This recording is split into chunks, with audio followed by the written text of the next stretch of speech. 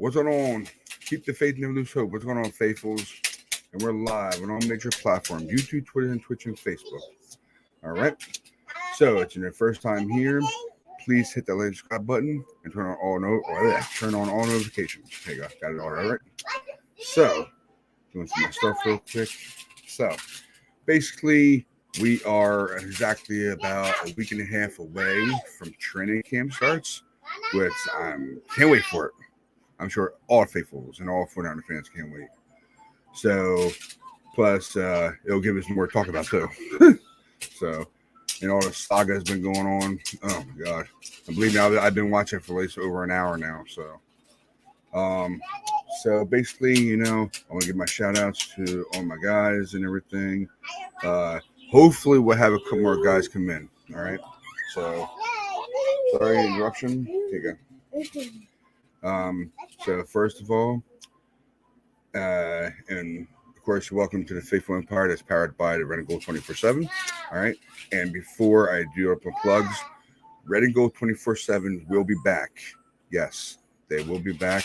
My fellows will be back with me. We'll all be back together on Thursday. This Thursday coming up, and that is July 21st, 2022. All right. And basically, it'll probably be about 10 p.m. Eastern. Okay, so 10 p.m. Eastern. So that's 10 p.m. Eastern, 10 p.m. Pacific. And for the UK, it's possibly it was 10, so it's definitely 3 a.m. for them. Okay, just so you know. All right. So, do my plug now. Go catch Mav on his show. The Convo with Mav Vacato. That's Twitter handle, and that's the times on Tuesday nights on YouTube and IG. All right. And of course, That Night Life. Yes, Coach Ron will be back. Don't know exactly what date it is, but I know it's going to be on Monday, but I don't know what date it's going to be. So I'm sure he'll probably let everybody know probably on Thursday when we're ready to go. All right. Unless he starts up tomorrow. Don't know. He didn't say nothing to us about anything. So hopefully he'll let us all know, let you faithful know about his show. All right. So basically, you can catch his That Night Life. Coach Ron at their times on Monday nights, YouTube and Twitter. All right. And of course, you catch Drewski on the BISD podcast. And yes, it's still coming. It's still coming. He's going through some stuff right now. So I'm not going to get into that. That's his personal stuff. Okay. He's a great guy, though. Okay. So, shout out to all my guys. Of course, GM Mikey. And that's his Twitter handle. He's a great guy. And TJ. And that is his Twitter handle. All right. Give a shout out to Denise. She won't be here today. She had a family stuff going on this weekend. And it's all good, Denise. Hopefully we'll see you next weekend, okay? All right, good girl. And of course, Gavin. I was hoping he'd be here today. He might show up. Don't know. He didn't get back to me. So I don't know what's going on. So I hope he's okay, though. It's basically, health is more important than anything. So, kid. Everyone's wanting to change this channel every time. So, yeah. So hopefully he'll be back. Hopefully he'll come in today. Hopefully. If not, then sorry if he doesn't. But Gavin's a great guy. I like him. He's from Welsh. So, yes, he's from Wales. Wales. So. Basically, right now, his time is probably almost, it's almost 6 o'clock, actually. So, all right. And, of course, the guy that's coming in, yes, it's CarCast. Just so you guys know, it's CarCast. All right. That's his Twitter handle page. He'll tell you the rest of all the stuff he wants to talk about with you. It's where his, show and everything he wants to talk about. Go right ahead. And of course, Ashley, I want to throw him out there, of course. And of course, I didn't put his name up here yet, but Nick Welsh, I know he won't be available today. He has some stuff to do today also. Plus, let me see here. I got a lot of plugs to do. I know. I try to go fast as I can through them. And of course, Paul Hope on the 49er feed for UK. All right, Club 85. All right, and of course, I'm going to plug him out. So. That's his show, Nick Cork on Shank Club NFL. That's Twitter handle, and that's times on Saturdays. All right. So, now we got through that stuff finally. I know it's long stuff to do. So basically, we're going to talk about a free talk, and of course, it's a week and a half away from training camp. We're going to touch on training camp and see how we, doing on it, and get everything started. So I will be proud to bring you in, and of course, his first time here. He's not part of the group, just so you know. He's not part of the group. He just wanted to come in and be a free talk and talk about anything. All right. Come on in here, CarCast. CarCast. Yo, what's up, Ryan? Appreciate you for having me on, man. It's truly an honor. I'm excited to be on the Faithful Empire show, and I'm ready to talk some 49er football. Let's get it. Not a problem, man. Not a problem at all, dude. Not a problem, man. You know that. Everybody knows that, of course. So, yeah, I mean, basically touch up on the training camp, and of course, I got it written down over here, so I'll just put up here. Week and a half from training camp. What do you expect to see? Now, we expect, hold on 1 second before you're talking. Do you expect Jimmy G to be gone? Hopefully, we all do. Or do you see Debo's extension be happening? Hopefully. Or not Debo, I'm sorry, Nick Bosa. Got it on. Yep. Bosa's of course, contract extension. We're all waiting for it. So, go ahead, buddy. You do your thing, man. Go ahead. And tell everybody where you're from and all that, and, all that bullshit. Yep, I'll go with the plug first, and then I'll talk all about the stuff that we can do before training camp. So the audience, whoever's watching, you can find me on YouTube. My YouTube channel name is just CarCast, capital K, no spaces, CarCast. And you can also give me a follow on Twitter, just CarCast. If you type KAR, I'm just going to pop up. Give me a follow there. So those are the two main platforms I really use to tweet out stuff, put stuff out, get my opinions, my takes out there. But go subscribe to my YouTube channel. Haven't had a guest on or haven't done a show in a while. But I'm going to start to get into the swing of things. I've just been super busy with personal life. So I'm going to start getting more guests on, just talking more 49er football. It's kind of the dead period. We're in mid-July. It's mostly the dry season of the 49ers off season where there's not much to talk about. You just see people just coming out, giving stupid takes, just putting stuff out there for us Niner content creators to talk about. But once training camp comes around the corner, I'm going to be putting out and uploading a lot more videos. So it's going to be fun. But go give me a subscribe on YouTube. Turn on the bell to get notified whenever I go live. Also give me a follow on Twitter. And that would be greatly appreciated. So I appreciate you, Ryan, for giving me the spotlight there. But going back to your second question about if Jimmy G's going to be off the team before training camp, it's tough, right? We've obviously heard Jimmy G is throwing, he was throwing 2 to 3 weeks ago already. So maybe that's a sign that his shoulder is fine and that he's recovering well from his surgery. So that's a good thing. But let's look at it. Right now, I don't see much trade partners for a guy like Jimmy G. Obviously he's taking up that $25 million in cap. We could cut him. We don't really have to trade him. We could cut him. He hasn't passed a physical yet. He hasn't cleared his physical. So if we do cut him, I think I got the number right. But we're going to have to pay him that $7.5 million in injury guarantee because he's still not, past his physical. But let's look at it. We've got training camp about exactly a week and a half away. And you saw the Panthers get Baker Mayfield for a conditional 5th round pick. And Baker Mayfield was a first overall draft pick. And that clearly tells you the value of Jimmy G, right? Like you could get a late draft pick and then a team could still be like, okay, we're up to get a guy like Jimmy G. But, the only possible way up I see Jimmy G being transferred to a different team is maybe if their starter gets injured during training camp. Maybe a veteran guy like Jimmy G could come in and really bring his veteran presence to the team and really help them. But right now, I don't see any teams going for a guy like Jimmy G. You've heard rumors about the Seahawks going for Jimmy G, but you see, the Seahawks have guys like Drew Lock and Geno Smith. And I feel like those guys should get more of a chance than a guy like Jimmy G. They have more to prove in the league because we already know who Jimmy G is, right? Ask Fred Warner about it. He would be like, Jimmy G, please get out. I would like to get, 4 or 5 picks from you every week. I'd be more than happy for you to leave the team. But, I feel like you have to give more opportunities to the younger guys because we already know who Jimmy G is. He's proven to the NFL. He's nothing new. He just throws interceptions, gets sacked. He's not mobile like he was used to in his older days. So I don't see him going to the Seahawks. Maybe to the Bucks, possibly with the Bill Belichick relationship with the Tom Brady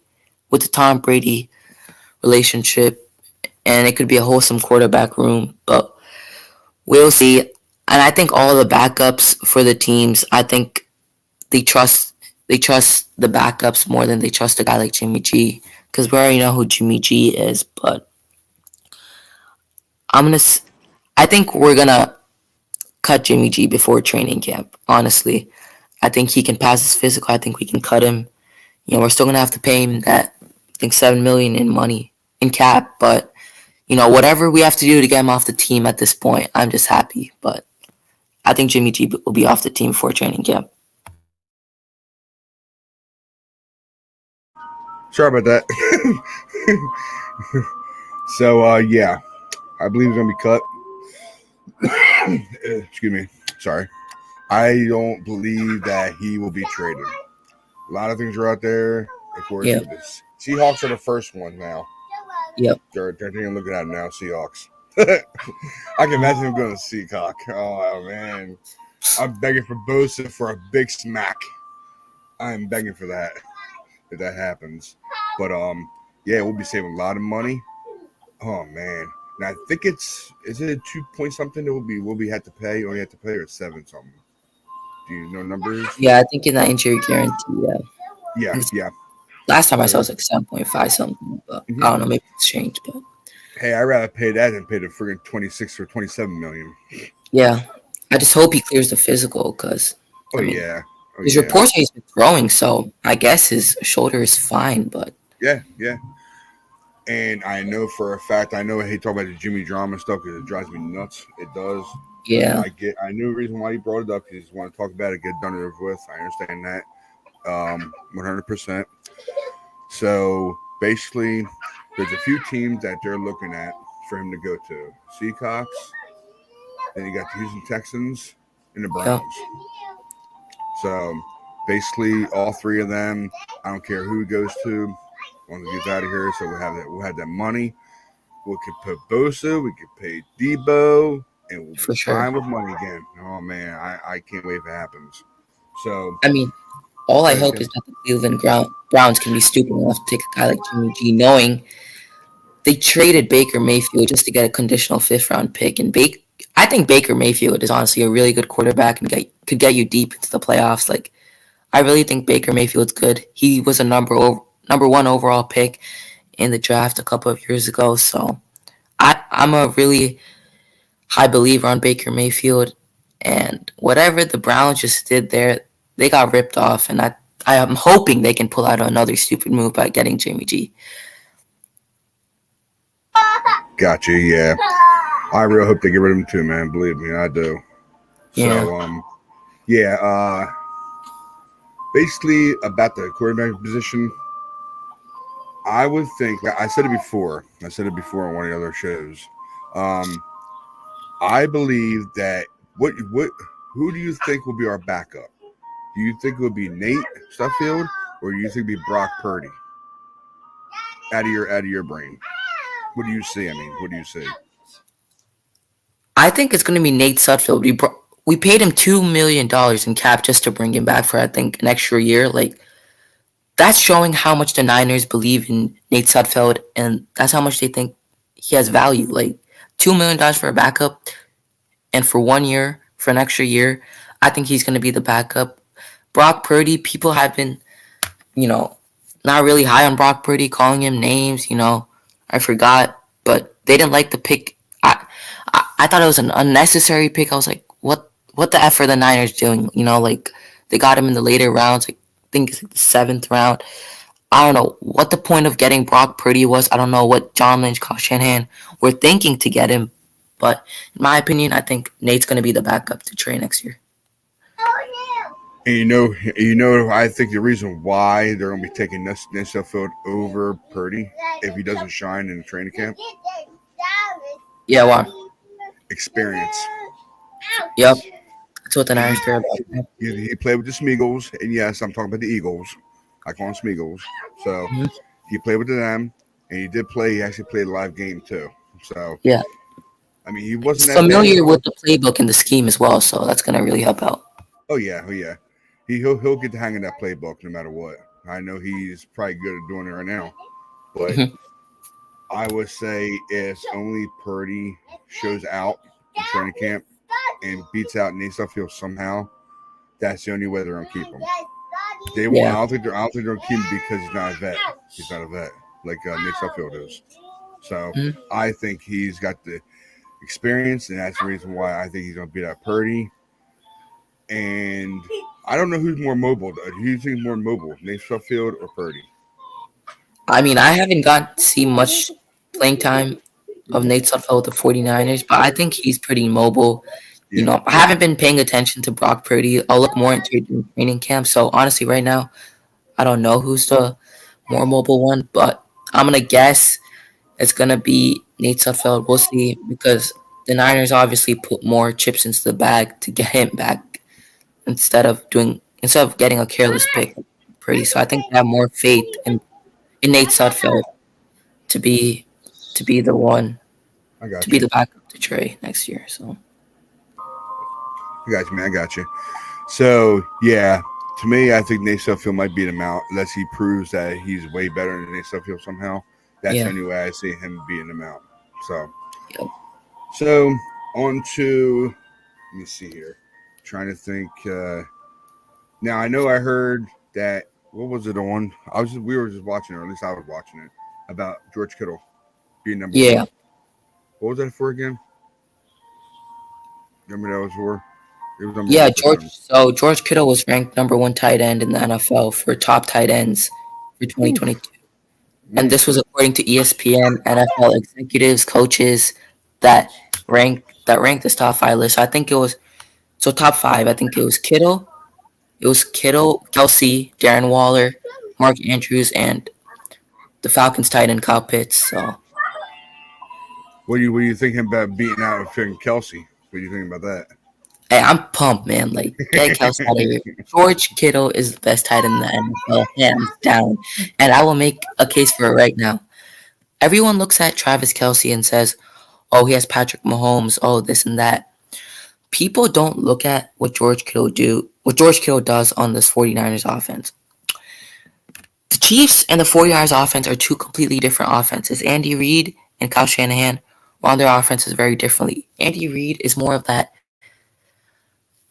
opening up the playbook more, opening up the field, throwing the ball. They're more of a pass heavy offense. The 49ers are more of a ground and pound, run the ball down your throats kind of offense. And George Kittle is kind of like a sixth offensive lineman out there.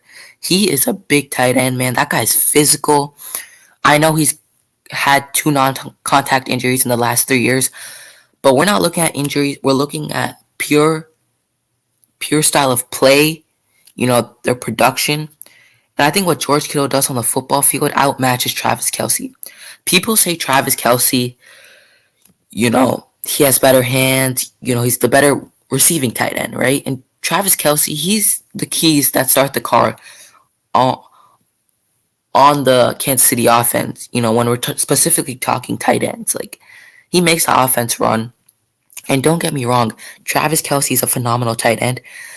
But George Kittle, he will block, he will chip defensive linemen, and he has the balls to do that. He will chip defensive linemen, he will pancake block cornerbacks, linebackers. He's like a sixth offensive lineman out there, and when he needs to go downfield, make plays on third and longs, third and five, or when it's a fourth down and you're going for it, he'll make plays. And George Kittle, for a big guy, he's really shifty. He's fast. He's physical at the line of scrimmage. He can push linebackers, corners away. He's a big physical guy, and he'll run right through you. Great route runner for a big tight end. Can run every route on the route tree like Travis Kelsey. But I think what puts him over a guy like Travis Kelsey is blocking, his his belief to block, you know, his persona, the juice he brings on the field. It's not even the play, but the excitement, the juice he brings to the huddle. You know, many players, they don't they're not laughing, they're not making jokes on the football field. They're all seriousness. But George Kittle, he's a fun-loving guy, but he makes the game fun. He makes the game fun by making jokes on the field, by doing what he does best. And I think he can just do way more than what Kelsey can do. And people say George Kittle does not get the amount of receptions or receiving yards as Kelsey. And obviously, people these days who watch the NFL always go back to stats, right? Always, they look at the numbers. They don't actually watch the games and see what's actually going on. And I know Kelsey has the better numbers, obviously. But you have to look at the two offenses. Two offenses are completely different. And you have to look at it. What the 49ers do is completely different than what the Chiefs do. And George Kittle benefits to what the 49ers can do. And people have to look at that. It's not always about having the ball in your hand and running and getting these yards. It's about what makes the offense. It's what makes the ball get to the player. And George Kittle, he's making it happen. He's like Plan A. If Plan A works, If Plan A works, the entire plan can work. And George Kittle's making that work by making great blocks, by setting up great runs, for our running backs, making great holes they can run through. So I think George Kittle is the best tight end in the NFL, and I'm pumped that he's over Kelsey in this ranking. I am very pumped, man. I really am. You bring a lot of good points too. You have, and I know for a fact. To me, George Kittle, he's the engine and starts the whole motor. To me, because Yep, I agree. how he is on the sideline, I love it. I do. I love how he Yep. brings that intensity. To me, he is back. He's actually a backup bulldozer. Because Yeah. you see Trent Williams, how he is on that field. He bulldozes people. He does, and so does Kittle. I see a lot of pancakes too. So Yep. George Kittle does the pancake style. He does. He's And the awesome at it. personality he brings onto the football Oh field is yeah, even. that's another thing. That's another thing. Sorry. Yet the fun loving George Yeah. Kittle, the personality, everything. He brings that out on the field. Just gets everybody pumped up. Even Yep. pre-game, during the game, and even after the game when we win. Yep. And he So pays it back too by freaking destroying people on the field. It's insane. It's amazing to see. I I love it. forget. I love it. I love him. I love man too, man. I love it. Man. Yeah. So on to the next thing I wanted to. I know I brought it up a couple weeks ago. I wanted to Yeah. go with you with it. Um, who are I'm gonna start with offense because I did offense with Denise and Gavin. I know you weren't here. Okay. I'm gonna do offense with you. Who you see makes the team and gets released on quarterbacks? Who's Among your starter? quarterbacks. From starting from quarterbacks. Start from quarterbacks. So who stays on the team and who gets Yeah, released? yes. I mean, well, Yeah. I should say stays on the team or gets cut Okay. when training camp is done. The reason I'm doing this, I know it's a fun fact to talk about. I'm sure training camp is a week and a half away, and we're just looking forward and Yeah. we're gonna keep going with it until the end of training camp. You know what I'm saying? So, Yeah. So so good. I think Jimmy G is gonna be the one that gets released. Um, I know. I hope. We gotta have hope that he gets released. We all want Jimmy G off the team. So I think Jimmy G is gonna get released before training camp. He's gonna get cut, and the quarterbacks that are gonna stay, I think it's gonna be Trey as a starter. Um, Nate Sudfeld as a backup to Trey, and I think it's gonna be Brock Purdy who can maybe sit on the bench, gain some experience. I know people say, "Oh, you know, if you sit on the bench, you don't get any playing time. You're not adjusted to the speed of the NFL." I think the only time Brock Purdy can play is either when Nate Sudfeld gets hurt, you know, barring and God forbid that Trey Lance gets hurt to make Nate Sudfeld the backup. So I think it's gonna be Trey as a starter, Nate Sudfeld as a backup, and I think it's going to be Brock Purdy who's going to be the third string quarterback. But No I think injuries. No injuries.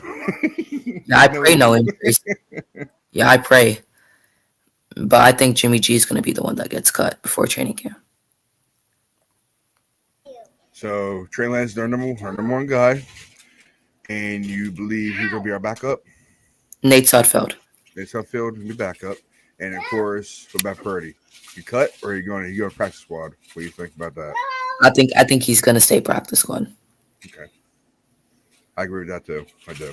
I really do. 'Cause that way they'll have a quarterback, and he'll develop himself as he's in the practice squad. He'll develop himself better. He'll get better, and whenever his time gets called, bring him on in. And pray to God that Lance won't get hurt. I know. I just said it. I know. You're all good. So next one, running backs. Okay, let's see. So we I'll Elijah. put fullbacks with running backs. That way Okay. we put both together. hmm Good. So Elijah Mitchell and Kyle Hughes check are definitely locks. Then we got Jeff Wilson, our another running back. We also got Trey Sermon, who I think is going to be a lock. I think he's going to stay on the team. I think he's going to be phenomenal if the Niners just use him properly and Kyle Shanahan doesn't put him in the doghouse again. So I think Elijah Mitchell and Trey Sermon, Hugh Sheck are locks. All three of them are locks. I think I like Jeff Wilson, man. I really do. I think he's a physical runner. He's a big guy. He doesn't get the playing time that we're all used to. I think one season he did get a lot of playing time, but I think Jeff Wilson is really underrated. I don't think he gets enough credit.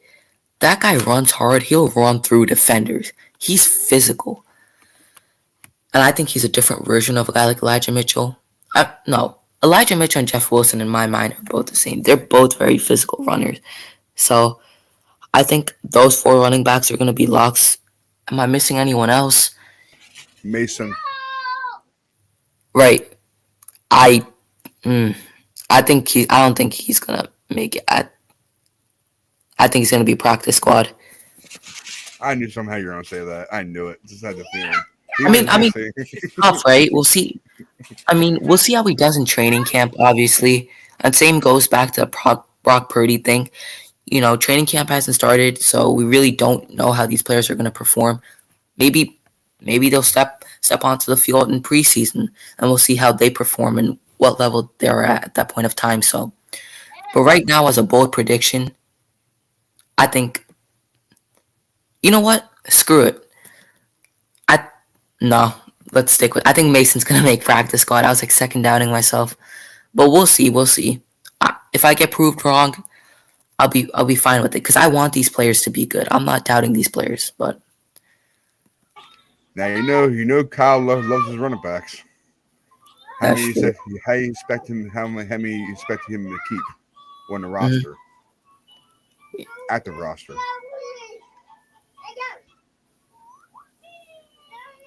Wait, You what hear you me? say? Sorry. I said how many running backs do you think Kyle keeps for active roster each game? On the active roster, okay.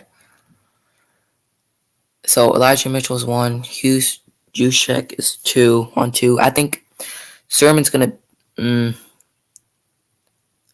I think I think Jeff Wilson and Trey Sermon are gonna be the the number 2 and 3 running backs. I think he believes really high in those two. We haven't seen much from Trey Sermon. I think this can be the. He's not gonna get the playing time we all expect him to, but if he gets sprinkled in here and there, he's gonna be really good. And then Forgot about Hasty. Hasty. I, mm, I think he's gonna make it too. And then we got Tyrone Davis Price. I think he's not gonna make that. I don't think he's gonna make the active roster. No, Okay. actually, no. No, I'm gonna say he makes the active roster. Actually, I was about to say you got to put Price in there, man. You have yeah. to. They were very high on that kid. They were, especially how Kyle was talking about him. Oof, he's very high on Price. So Yeah. yours I are was the confused when you said forward. active roster if you're gonna say like who starts or like who just makes the team. Yeah, I'm he usually keeps four for each game, at least four. That's what he Mhm. does. That's what Kyle always does. He loves his running You backs. basically saying who's gonna make the 53? Yeah. Basically, yeah. Okay. Yeah, definitely. Davis Price is definitely gonna make it. Okay. So basically, Price is gonna make it. Who else you think makes it? Elijah Mitchell, obviously. Then I'm gonna say Jeff Wilson, Trey Sermon, Jermichael Hasty's gonna make it in my mind. Am I missing anyone else? I don't think so. Mason. You said Mason, Yeah, right? yeah. So it's Mitchell, Sermon, Davis Price, Hustrick, Hasty, and Wilson. Wow. And who do you think doesn't make it? I don't think I don't think Mason's gonna make it. Oh man. So you would take Hasty over Mason? I mean, I looking at the Niners, I think they have more in Hasty. I think they believe more in Hasty than they do in Mason. But we'll see. Hasty is good, but he's good for throwbacks. He's not Yeah, good for rail up the line. He's not good at rail up I the mean line. he's a really good route runner. If you're gonna put him in the Yeah. slot against a Oh yeah, linebacker, yeah. he's a small jitterbug and Yeah. I he'll get he'll that. yeah But the burst of running from him, it's good if it's there. If it's not there, yeah. he ain't going nowhere. Hasty wasn't good at doing that for some reason. He wasn't. So hmm for me, like I told your other people, I got Mitchell, Price, Yeah. Okay. Mason, and oh my god, now I'm in break for it now. Who was the other fourth one? Ah, Wilson. who was it? Wilson. Oh God, I know I had four of them all together. Oh yeah, it was that was the fourth one. I forgot. I went to three, then I went to four. So yeah, so Mitchell, Mason, yeah, Mitchell, Mason, Price. I had Jeff Moody Jr. Yeah. because I had three of them in, but then I realized I remember that college four of them, at least four a game. So if I had to take between three of them, Jeff Moody Jr., Hasty, and what was the third one I'm thinking of? Am I forgetting about it? I know I am.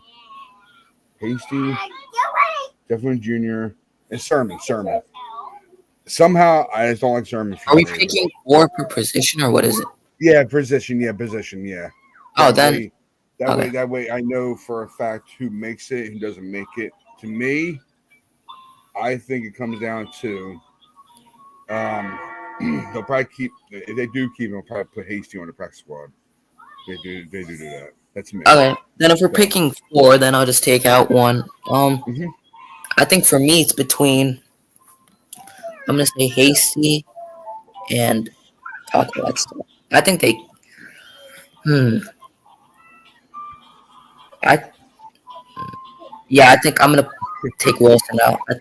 I think they got you. got something in Hasty. Yeah, I got you. I got you. So for me, I definitely would take. I would put. Cause I know for a fact they don't like Juice for a running back, but fullbacks, yes, I'll take Juice over. Take Juice over. I know a lot of people have high hopes on Josh Hockett. Hokett. Hockett. I'll take Hockett over another guy. If there's three of them, I'll take Juice, Hockett over, and that's it. Yeah. For Definitely. I the agree. fullbacks. So I agree. that's my running backs right there, and that's my fullbacks. Now, next one in line is wide receivers. I know we have a lot Okay. of them too. We have a lot of them. Yeah. So Debo's that a lock. Four, right? Four per position. So I'm gonna say Debo, Ayuk. we know for wide receiver, he likes wide receiver, so do about at least 6 or 7. Last year we took 7, right? We took 7 last year, didn't we? I I think think so. yeah. Pick 7. Pick 7 if you can. Pick 7 if you can. Okay, Debo. Okay, let's see. Debo's one, Brandon Ayuk's two, so we got two in the bag. Ray McLeod, three. Danny Gray. They're really high on Danny Gray. For Jawan Jennings is a lock. Ooh, mm, I'm gonna say I'm gonna go Marcus Johnson. And for my last one, let's go Malik Turner. Nice picks. Nice one. I don't even know the other guys. Yeah, I I just mean, brought up the list. It's some I don't know, Keyshawn Johnson, Tyseer Mack, and some Don Davon Taven Martin, which I you haven't even actually, heard. But you actually see Keyshawn Johnson actually making the squad. what now? Do you actually see Keyshawn Johnson actually making the squad? Nah, nah. In my mind, I honestly, I don't. I don't really. Because I know for a fact when you said Keyshawn Johnson, I'm like, I don't even think he's gonna make the squad. Even tell you the No, truth, definitely no. they're not even He's not. cutting him. He'll be one of the cuts. I think. Oh boy. Ugh. Mm. Everyone you just said too.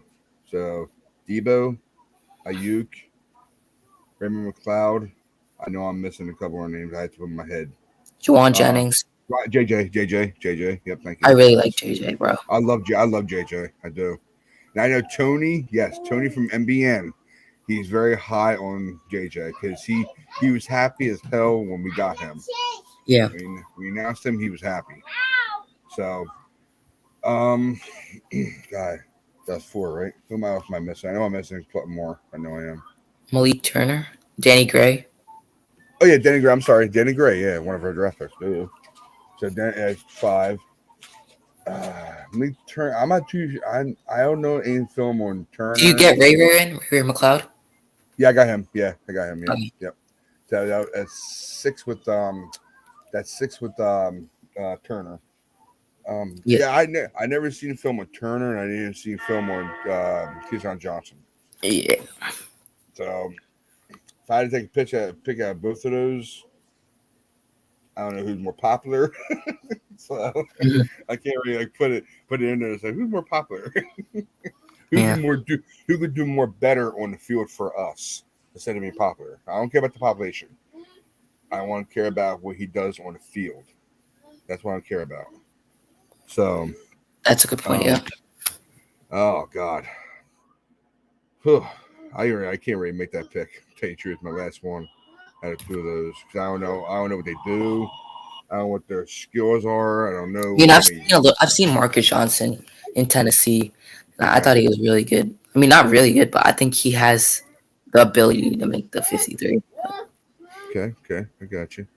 All right, so that makes sense. So we know our wide receivers. Now Yeah. onto our own line. We got a lot of Who O linemen. I know we do. I know. Oh my If God. you want to, just name the first five, the course of starters, and then if you want to do backups, you can. Okay. Who So can be backups? left tackle, we got the big silverback. Let's go. We got Trent Williams. Left guard. Who? Aaron Banks. Center. Center, we got Jake Brendel. And then right guard, we got. Damn. Who's Jalen Moore? I'm gonna go John with Moore, Jalen. about to say John Moore, yeah, and I like Bunskill. Jalen. And right tackle, we obviously got Big Mike McGlinchey. So that's Mm-hmm. five right there. So okay, now we'll do. So how much are we doing? Like 7, 8. Um, I mean, we've got a lot, five. so we should Yeah, like we have break five it offensive down. linemen, and then 6 and 7. That's backups. We could do eight if you want to, if you can fit eight in there. Yeah, we can do 8. Yeah, Okay. yeah. Okay. So I got 5. I think Jason Poe, the one we Yeah, drafted. they're very high on them. No, high on Poe a lot. Yep. Yes, sir. Yes, sir. They're very high on that kid. A lot. They are. And then we also, I hope he does good too because I don't want him to be a bust. I don't. Go yeah, I ahead, go think ahead. Jason Poe is gonna make it. Donovan West. So that's 7 right there, and I think the last one's gonna be Nick Sakelj. I have no idea who that is. That's the one we drafted. Oh, one of the drafters we did? Yeah, Probably because I can't pronounce his name right. the guard. Yeah, he was a Okay, man, fifth. good. We got him in the 5th round at number 75. Yeah, I mean, Oh wait, hold up. Oh forgot damn. somebody? Forgot somebody? Oh boy, forgot someone. Yeah. Okay. Okay. I'm deciding between Spencer Burford and Nick Sakelj. It's hard because these guys are rookies, right? We haven't seen much, Okay. but from what I've been hearing, I think Spencer Burford is the safer pick. So I'm gonna go with Spencer Burford to top off my last pick for the O line. I got you. And I agree with you too. On all them people that you just did, Pittsburgh Poe, yes. And of course you gotta have Trent Williams in there, TW. He's Yeah. TW, man. Okay, I'm gonna announce it right now. Definitely. Since everybody knows already knows, so I'm gonna do it again. TW Trent Williams, number 71, first overall 99 offensive lineman in history for the Madden game. Man, I was happy with that.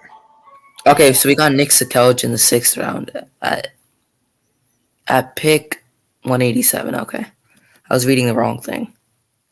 It's all good, man. It's all good. You don't have to be perfect. Don't have to be perfect, man. You don't. The guys want to announce that, of course, about Trent Williams. Yeah. TW71, baby. Can't believe that, too. First one in history for O line be 99. That's Mm-hmm. unreal. Oof. Sure. I love it. I do. I love it. So, basically, that's our offense. Did you want to do your defense? Yeah, whatever's fine with you. We can do Yeah, it if yeah, you want. cool. Yeah, cool. We'll start. I We're starting the back, and that's safeties and free. I guess we'll go for. Oh God, so that way you don't mix you up too much. We'll go the one back more. That's free safety, right? Am I right on that? yeah. Free safety. Yeah, Jimmy Ward's at Jimmy Ward. I know he's a backpack. Yeah. You got you. Go ahead. Okay. I think since we lost Shaquaski Tart, who do we got now? We got a lot of players, man. What's up, faithfuls? What's up, Mav? What's going on, brother? Come on if you want to come on, man. You're good. You're more welcome, man. All right. What's up, bud? Yeah, I'm sorry, Cast. Man, Carcast. Go ahead, bud. Yeah, I'm just looking at some of these names. So, okay, okay. Are we doing strong safety and free safety, mixing them, or just starting from free safety? We could do both at the same time. If you Yeah, want to. yeah. I Go think ahead. You're more than welcome. Yeah, you're good. Yeah. Okay, so Talanoa, and I think Talanoa, Jimmy Ward, and then I think I believe really highly on Leon O'Neal Jr. So that's 3, and then we got George Odom. I like George Odom. That's 4 right there, and then we got who else we got in the back end? Tarvarius Moore. Yeah, it's more. Yeah, more. Yep.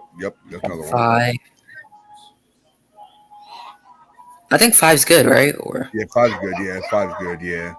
Well, I know for a fact Ward and Funga, they'll be back and forth with them. It's if oh they yeah, use them definitely. for both or not. Sorry, I didn't mean to cut you off, man. Sorry, bud. No, you're all good. Yeah. What are your picks for the safeties? Me, Ward, Ufunga. Boy, I'm very high Yep. on that kid when he first came out. I was very high on that kid. Okay, what are the names again? I'm sorry. Names again? I knew you went through them already. I'm sorry. My bad. I ain't got names in front of me, so I should have them in front of me. That way I have them. I should just have them Okay, in front so of me. we got I'm sorry. My bad. Noah Hufanga, Jimmy Ward, George Odom, Tarvarius Moore, my bad. Then we got Leon O'Neal Jr. Yeah, Ward. Yeah, as far as Ward's on the corner. He's a corner. So. Moore? He's a safety. Tarvarius Moore? No. You said Ward. I thought you said Ward. And Ward is a corner. No, I said Jimmy Ward. Oh, Jimmy. We're on the same page. There you go. We're good. Okay, I got the roster in front of me. Thank God. That way it'll help me out. That way I Yeah. don't get all mixed up. Okay, where we at? We are at safeties, Yeah. defense. Okay. Okay, here we go. Oh boy. Safeties right now. We're safeties. Okay. Yeah. Um. Jared Ward. Oh, what happened to I was gonna say they don't have a word in there. Yeah. I'm on their website too. Um. Of course, Jimmy Ward, Ufanga, Tavares Moore, O'Neal Jr. Oh God.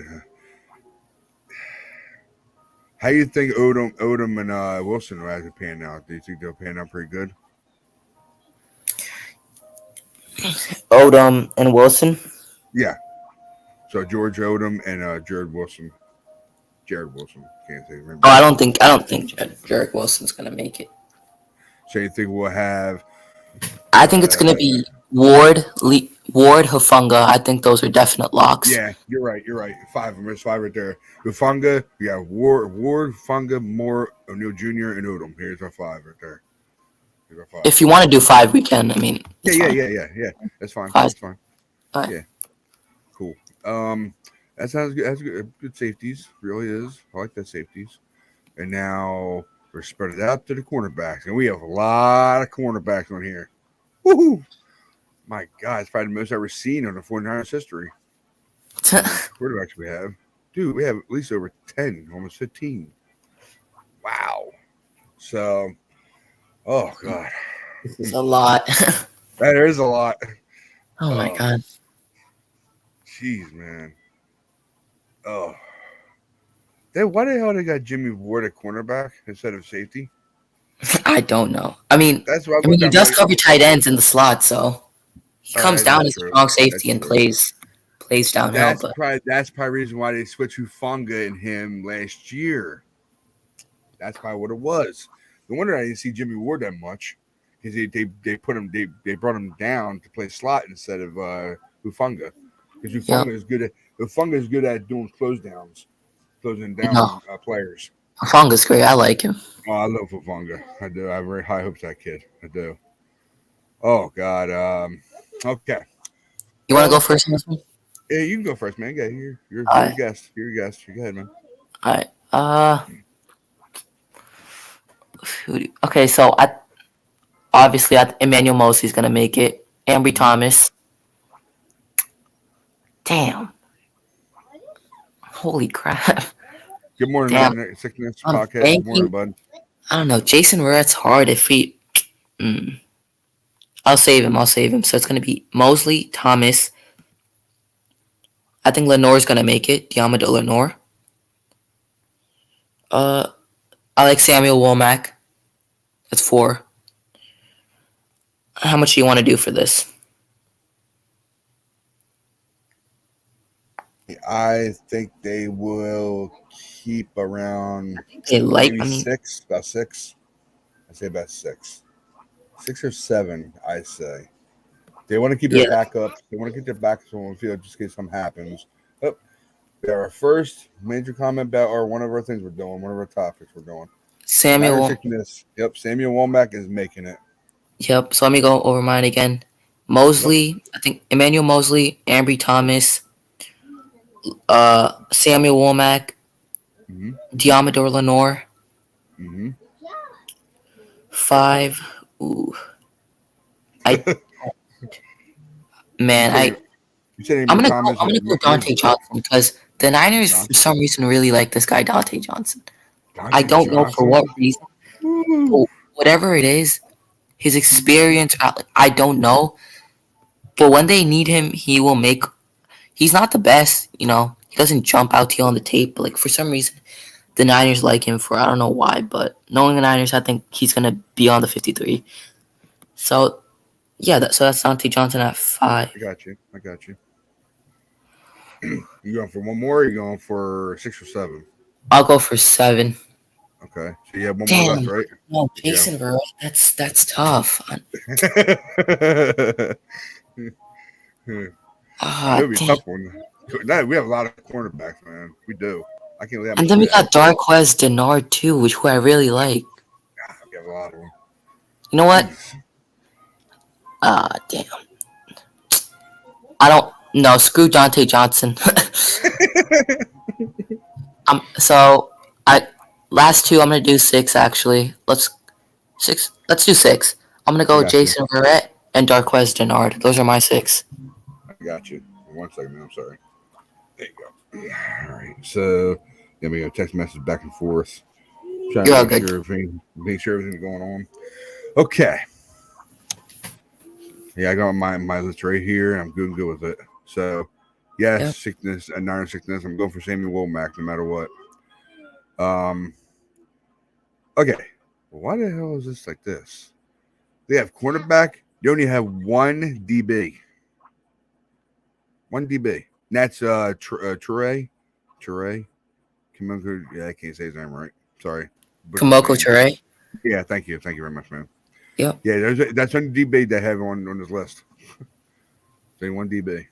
Oh, somebody popped in. Who it is. Okay. What's up, Mikey? What's on, man? What's going on? What's up? No time to see, man. Let's see Yeah. again, man. And yes, he is part of the Ready Gold 24/7. And we back this Thursday. Yeah, we're just going over some stuff, going over our list, and who we think can make it and could be cut. I know it's too early, but we're just doing it for fun, really. I mean, basically, you know. It's going to be an interesting training camp. They got Oh, yeah, it's gonna be very interesting. Yeah, they got tough decisions to make. got Samuel Womack, Jimmy Ward, Trevor. I can't say his name. Trevor Ward. I think Niners sickness just asked, can I jump on? But Yeah, you can come on, but damn. Jason Verrett number 4, Amber Thomas 5, Mosley 6. Oh God, do I have? Oh man, I got a choice between Dante Johnson and I guess Lenore. Oh God, I really don't want to take Dante Johnson either. You know what? For the hell of it, I'm gonna go for Fields. That guy never goes away.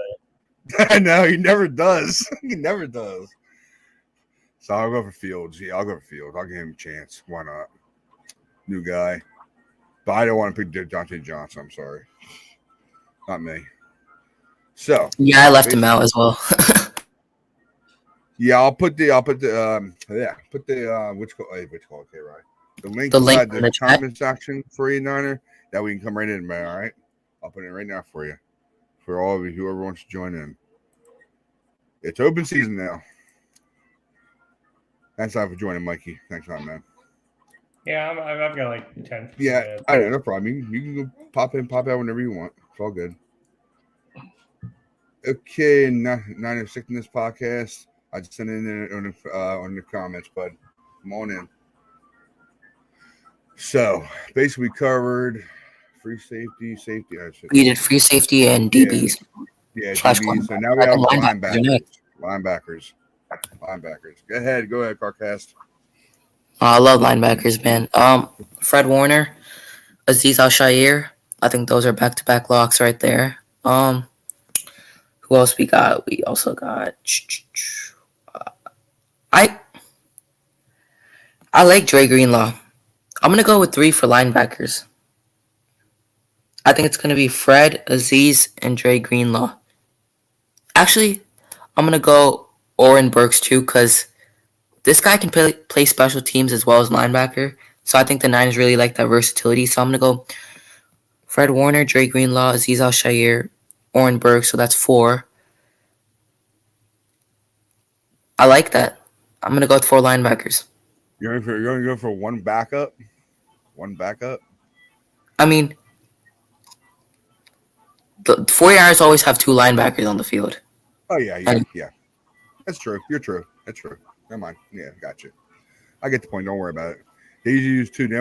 They usually don't use 3 sets. They usually use 2 sets a lot. So that's sweet. It is, man. It really is. Yeah, of course, me. Were you done? You good? Yeah. Okay. So Warner, of course. Oh God, Warner. I would love to have Greenlaw. I was hoping he pans out good this year. He's a stop man no matter what. So Warner, Greenlaw, Hassan Shahir. Love Hassan Shahir. I do. I Like love a him. lot. I love him too. I do, man. Oh God. Who else we got for linebacker? Sorry, I got my list right Flanagan, here. Foles,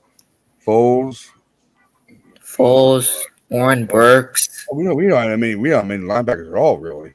Yeah, small Yeah. choice. Yeah. They have Drake Jackson for a linebacker. Are you serious? He's a friggin' edge. He's not even friggin' linebacker. He's on a linebacker. No, he's not. I didn't have one here. I'm on ESPN, just so you know. I'm on their roster for the 49ers. You're on ESPN. Yeah, I'm on ESPN too, but If I had to take a choice, yeah, I'll take Warner and Greenlaw. They don't have their choices. Jamal Greenmill. I'm sorry, I butchered your names, guys. I'm sorry. Don't know how to say your names that well. I'm sorry. I'm not smart as tool in the shed. Believe me, I'm not. Curtis Robinson. Oh God. So for now, I'll just take Fred Warner, Greenlaw, and oh God, Frank and Foles. Yeah, I'll take Foles. Yeah, I'll take Foles. Yeah, Oregon Burks too. Oregon Burks. I'll take Foles. So yeah. So basically, I'll just take 3 for now until they get it going. So yeah, I'm good with that. So Victor, now my favorite part. defense. I like this. Oh my It's a God, good I one. love defensive linemen. Well, see, the best for last. See that? Good way to do I don't it. want to go kickers. I really don't want to go kickers either. Yeah, we already know where kickers are going to be. So, yeah, go ahead, bud. Do your edges, do your defensive line, get right ahead, bud. Oh, it's gonna be tough. I know, we have a lot. I told you, I know. It's going to be a good one. My God. Okay, Drake Jackson's making it. I mean, Nick Bosa, Drake Jackson, Nick Bosa. That's 2. Let's go with. I mean, Eric Armstead. Obviously, that's 4. No, that's 3. Javon Kinlaw's 4.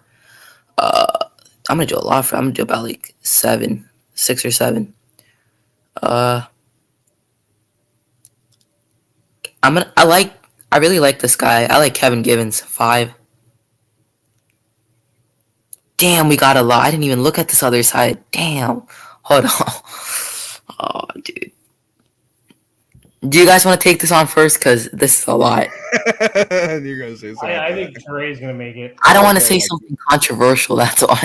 It's all good, man. Free will, man. Free will. You know. You guys take it first. I want to hear your picks. Okay, of course you got. I got Nick Bosa. Of course, of course. Okay. Go down the line here. All down the line here. Nick Bosa. Hold on 1 second. Eric Armstead. I'm not too sure about Alex Burnett. I'm not too sure about him. And Ekabukam. He's even still on the team? He is. Okay. He's still on the team. I don't think he's gonna make it. They don't have high hopes on him at all, so I don't think he's gonna make it. Oh, really? You don't think he's gonna make it? Just like D4. D4 was supposed to be gone by June 1st. Yeah. What happened? We can do this before. They messed me all up. Of course. There you go. Okay. I know somebody else is in here. Hold on. Money Bev! What's going on, brother? What's up, man? Long time to see, man. Long time to see. Damn, everybody's coming in. Holy shit. What's up, Niner Sickness? What's up, brother? What's up? Nice to meet you. What's up, man? Nice to meet you. What's up, brother? Nice to meet you guys. Nice No problem, to meet bud. you. What's up, youngster? Nice to meet you. What's up, Niner Sickness? What's your name, bro? Carcast? Yeah. Carcast. Well, check this out. Since you don't want to start no controversy or whatever, man, I'm gonna burst your bubble real quick. Here we go. Coming in hot, man. Coming in hot. I'm just saying he mentioned Kevin Givens, and that's actually one of the guys I have on the trade block. Damn. Yeah, Kevin Givens, Trey Sermon, and who else? because I just came across his name. Give me one I second. agree with you on Sermon. I think Sermon. Who has Trey Sermon on the trading block? Ooh. I'm one of the people who have, and I'm on fan side. You're bringing up Mav. You think Trey Sermon's on the trade? Oh, no. Kyle Shanahan I just would didn't put use him him. on a Here trading we block. go. Here we go. I told you. I don't think so. I There we think go. they're coming to the Trey, conclusion that Trey Sermon's on the field and has the ball in his hands. He can do stuff with it. It's not his fault he wasn't used in the proper way.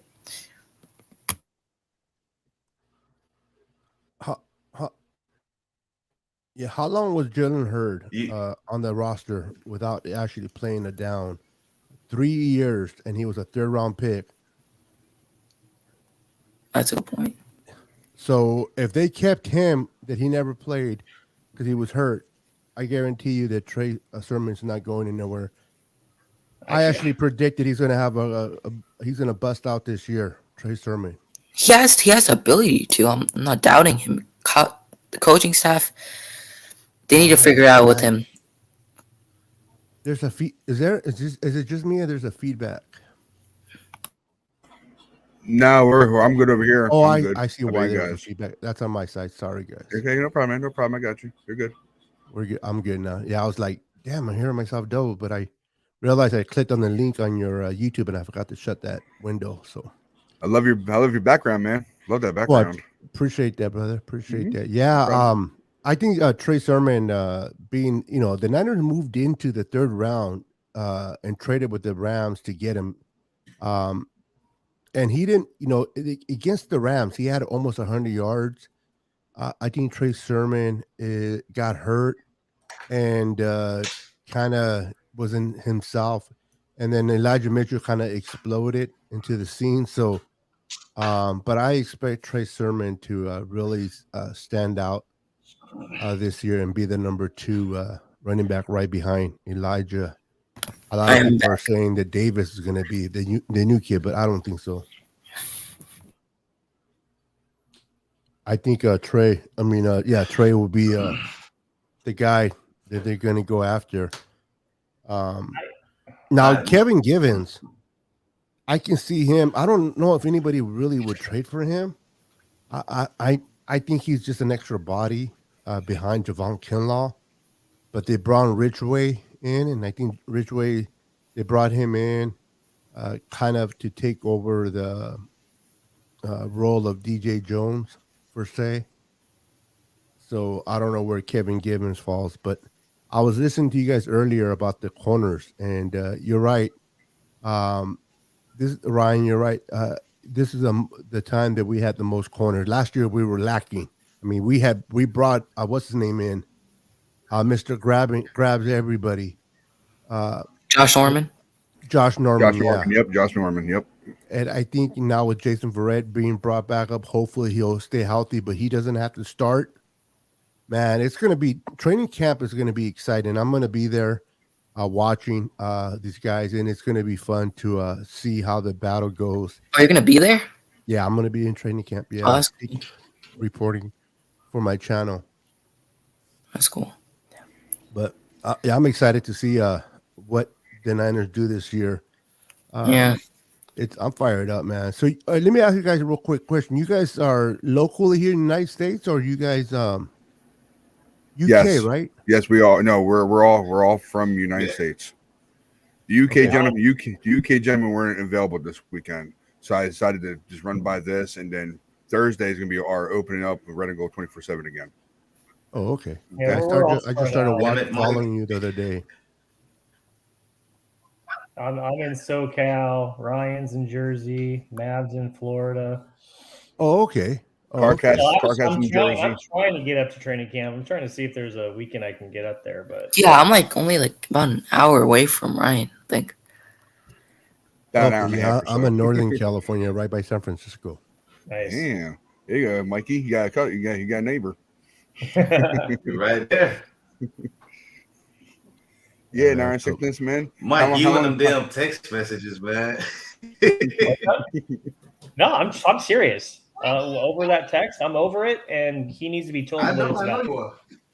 There's a saying that my dad would always tell me: if one person calls you an ass, you can brush it off. But if more than one person starts to call you an ass, it's time to shop for a saddle. And that's where we are with this guy. I mean, that weekend though, every week. He's breaking up. You're breaking up, Mav. You're breaking up, bud. Let me come back in. All right, man. Come on back in, man. Let me come in.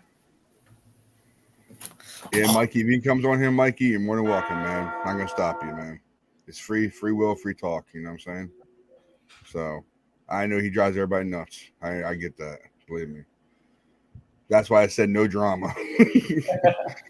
But I kind of want to touch on Sermon too. Like I was kind of excited when we got Anthony Lynn that with him, Sermon's can get more of a shot. I also thought that he was going to kind of break out this year, but my hesitation with that thought now is we've heard nothing about him this offseason. It's been super quiet, and that's kind of where I hesitate to kind of say that he might be the number 2. It's odd to me that no one's really talking about him. About Trey Sermon? Third round pick. Yeah. He was really been all over, bro. He's been all over the news. He's been practicing with the running back from Minnesota. What's his name? Dalvin Cook. Dalvin Cook, and he's been working out with the running back for the Bills. Devin Singletary, yeah. Yeah, he's been all over Twitter showing his workout. I don't think he's came out, but you just seen short clips of him like doing weights, doing stuff outside with these other running backs. I saw some of the workouts, but the OTAs are just super quiet on his front. There seemed to be mad about him. Yeah, and that's what kind of worried me. He's a third round. Jordan Mason was really picking up steam in OTAs. Hopefully, he'll carry that through training camp. I really like this kid from Georgia Tech, Jordan Mason, the undrafted free agent. I like him. Hopefully, he'll make the team because if he doesn't, the Niners cut him, bro. You know who's going to pick him up, right? The Sea Chickens. I haven't even been looking at this guy. I need to start looking more into this guy. I just forgot about him, really.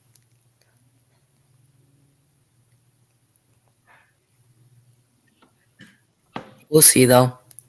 Season's going to be exciting. It's going to be a special season. I think we're going to do good things.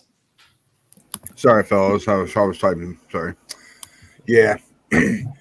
About the Jimmy G situation, I'm over. I mean, I'm so sick and tired of this anymore. I really am. It drives me nuts. We talked about this at so much.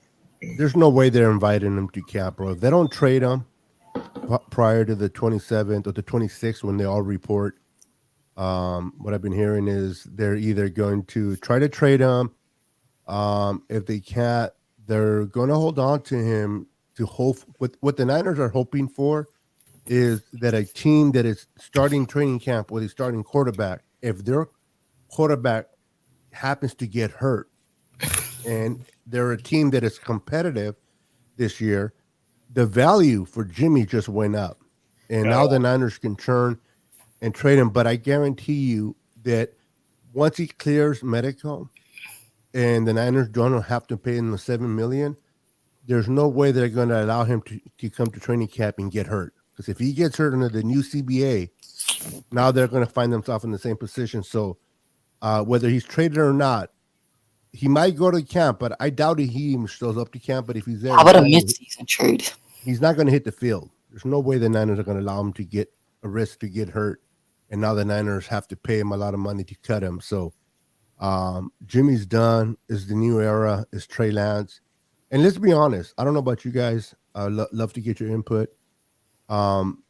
Jimmy did a lot of great things for the Niners. Jimmy came in and won a couple of games for us. I got to give him his respect. But it's not like Trey Lance is coming in and replacing Steve Young or Joe Montana. He's replacing a good quality quarterback, but a game manager in the sense of Jimmy. Tell me, why can't Trey do the things that Jimmy does, and if not, do even more by protecting the ball, and also if the play breaks down and the receivers are not open, then Trey can extend the play with his legs and allow the receivers to get open and complete a pass. And I think that's where Trey will be more valuable than Jimmy. Jimmy took too many sacks. I don't think that Trey will. And I think Trey can do what Jimmy did. I know a lot of Niner fans are kind of worried, like, oh, he's a rookie, and he is a rookie, and he's going to make his bonehead mistakes. But Jimmy is correct me if I'm wrong, isn't Jimmy a veteran? And how many boneheads did he make? That's the thing when people bring that up is, oh, Jimmy's making these mistakes, and people kind of make excuses for it. Jimmy's making rookie mistakes, and how many years? Exactly. I feel the same way about you too. Like, I support whatever QB is our QB. Jimmy did great things for us. He kind of took us out. He brought us back, made us relevant. He came in, won those 5 games. I think where the Niners made the mistake at the beginning was we paid Jimmy too fast. We saw those 5 games and we thought he was the next coming for us, and it was way too soon. He's too injury prone. He makes those mistakes, and it turns out he's not our franchise quarterback. And I think people are holding on to that hope that he was, and they're like scared to move on. I don't get why. I think this year Trey is going to show people what's up. He's going to prove the haters wrong, and it's the next era. I think a lot of the reason too Trey's getting hate in the media is I think that a lot of the media is so mad that they were wrong with the Mac Jones pick. So they took it personal. So they're going to go after the guy that proved them wrong and made them look all foolish. So it's going to be very interesting that if he does ball out the way we hope and expect him to ball out, how all of this media is going to have to backtrack all of their negativity, all of the hate. That was blowing up all around Twitter the last couple of days about the friggin' Mac and Jones, whatever you want to call him. Yeah, Mac Jones. Yeah, that was blowing up all around Twitter with Justin, of course, with Trey. It was blowing up all around. So they need to get over it. Let's analyze him for what he is. Like, I've never seen a quarterback be deemed a bust after 10 quarters of play. But yet we have Trevor Lawrence, we have Zach Wilson, we have Justin Fields, who all look like trash last year. But now they're all like, oh, this year is going to be their year. Justin Fields, really? What have the Bears done to even help and protect him? I think he's going to have a worse season. Yeah, and they lost one of their best receivers they had in Robinson. Now he's with the Rams. So yeah, it's they made their team worse. So I think he's got a worse team. Zach Wilson, he's not even out there working out. He's more worried about having his picture taken at concerts and sporting events. He's like living the life of a QB. All we've seen Trey do is go out there and have a phenomenal offseason. He's training. He's working out the right people. He's making connections with his receivers. He's being a team leader. We've seen a turn night and day compared to last year to this year. Like, they wanted to see a leader. He's done that. He's out there on Twitter. He's supporting his guys. He's defending his guys. He's doing what he needs to do. Jimmy, that was one of his downfalls, is when the offseason was here, he cut off from the team. No one could get a hold of the guy. Like, Trey is there, and he's going to be the new glue that holds his team together. And, like, I already see it during what we've seen in OTAs and what people are saying in the media. He's just, or not, what our teammates are saying in the media is he's the guy, and he's going to do phenomenal special things. Yeah, he's starting to become a leader, and he's starting to take his role. And I'm glad that the Niners did not bring Jimmy they gave him an excuse for OTAs. Yeah, because this allowed the team and the players to get used to Trey. What people don't understand is Trey. I watched North Dakota, and I understand that Trey did not play against great defenses, but still, he did not turn the ball over at all that season. You know how hard that is? I don't care what defense you're playing against.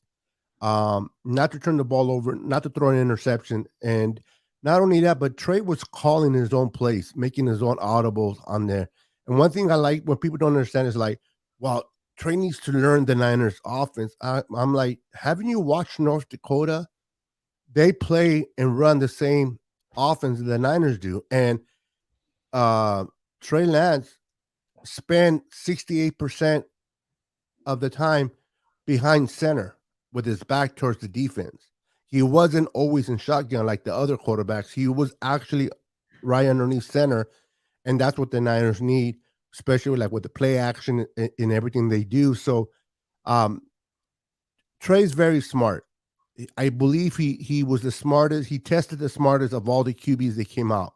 Yeah. The only knock that I have on Trey is that just he hasn't played enough football. He needs to get the reps underneath him. But I don't know the guy obviously personally, but he looks like he's the type of guy that he kind of gets the feel like he starts playing and he starts getting comfortable. And as soon as he starts getting comfortable, he starts just taking off. And I expect him to do that. And out of all the quarterbacks that came, I'm a big Clemson Tigers fan. Trevor Lawrence was my quarterback in college, but it's not just how good a quarterback is, it's where they go and what surrounds them.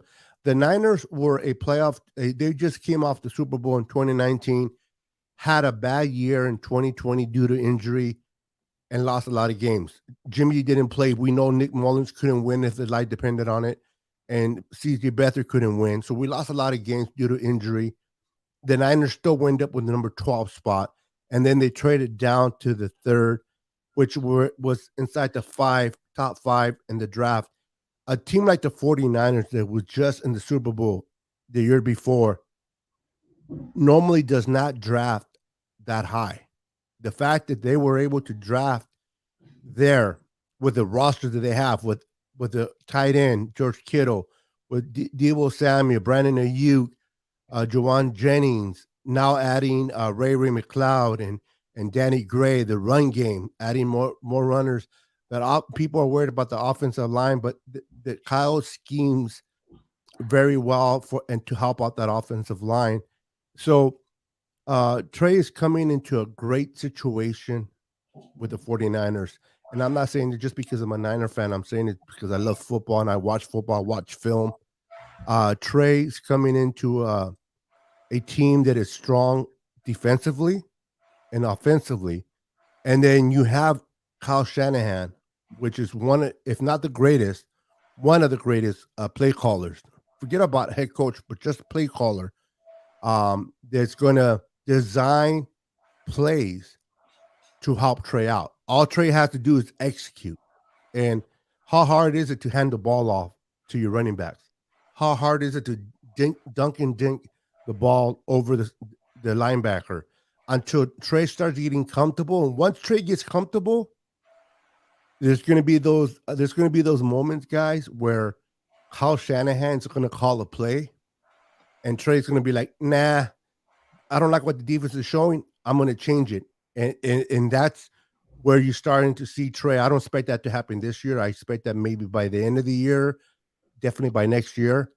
But that's what Mahomes did to Andy Reid. Andy Reid was calling plays, and once Patrick Mahomes started to get comfortable in that offense, he made a lot of audibles, and Andy Reid didn't like it. But when you're winning, the coaches can humble themselves and say, "Oh, all right."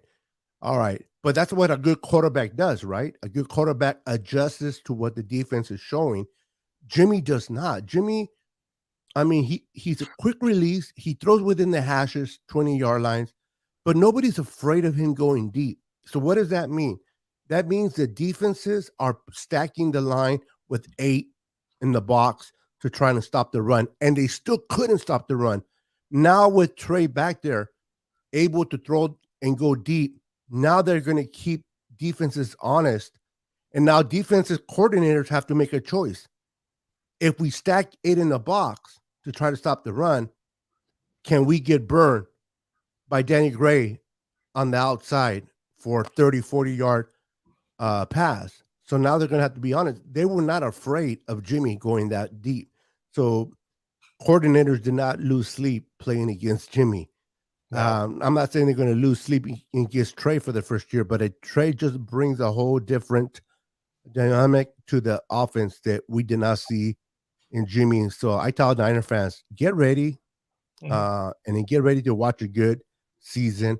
He's going to have his bumps and bruises, but I got to, I don't care how he starts in September, guys.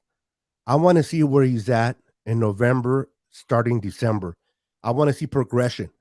Can he, because I watched, I don't know about you guys, but I watched the all 22 film of each game, and I do a breakdown on my channel. And I like to see, okay, where did Trey make the adjustments from the Bears game to the Seahawks game, which is week 2? After I watched both of those games after they played, I want to see, okay, where is Trey making his adjustments? Is he reading the linebacker? Is he reading the safety? Is he able to process what the defense is showing and able to make adjustments? And those are the things that I want to see in Trey. If I can see that, whether we win or lose, of course I want to win, but whether we win or lose, I want to see Trey progress and get better game after game. And that would encourage me and all of us to know that he's definitely learning, because what happens if we beat the Bears by 15, 20 points, but Trey had a terrible game and we just ran the ball? You know what I mean? And then we beat the Seahawks, but Trey did not learn that, and he's struggling. That's a concern. But I think Trey definitely will, like you said, Mike, he's going to prove a lot of the haters and a lot of the media wrong. And you're right. I do believe that the media is butthurt that they called Mac Jones to the Niners because their sources said it was going to be Mac Jones. And even Kyle Shanahan's friend, I can't think of his name, Simpson, what's his name? The quarterback that played for the Bucks, and now he's Chris something. I can't think of his last name, but he even said that it was going to be Zach, and nobody knew. And that's one thing I love about the Niners since these guys came in. There's no secrets coming out. There's nobody going out there saying anything, bro. They keep everything within house. You know what I mean? And I love that, because prior to Shanahan, I know I'm talking a lot. I apologize, but I'm just excited. Before Shanahan, everything was coming out, right? Everybody, little things here and there. John Lynch came in and said, nope, we're not having that. So I'm excited, guys. I can't wait. I can't wait for a training camp. I'm a 24. That's what I love your name of your channel, 24/7, because I live and breathe 49ers, and I love watching them. I like to watch the combine, free agent, the draft, OTAs, mini camp, and then training camp, and then obviously the preseason game and the regular season. So I'm excited. So I'm going to shut up now and allow you guys to talk. But man, don't tell yourself shut up, man. Man. Don't tell yourself shut up, man. Don't do that shit, man. Don't do really that. hit the nail on the head. It's all good. With the progression of Trey, and that's what we want to see. I mean, we already saw it. The Texans game alone, we saw it. He struggled the first half of that game, got his mind into it, and he took control of the second half. I know people talk about, it was the Texans. The Texans kicked the crap out of the Chargers the week before, who was a good team. So why is it that when the Chargers lose to them, the Texans are kind of good, and then when we beat the Texans, you only beat the Texans? You can't have it both ways. You got to analyze it the way it is. They're a professional team, bro. Exactly. And any given Sunday, bro, I don't care who you play. They're a professional team. The Texans have pride. They came to play. It's not like the Texans came into San Francisco or Santa Clara and just, okay, here we are, we're going to lose, whatever. No, they're going to come and play, and they're going to give their all.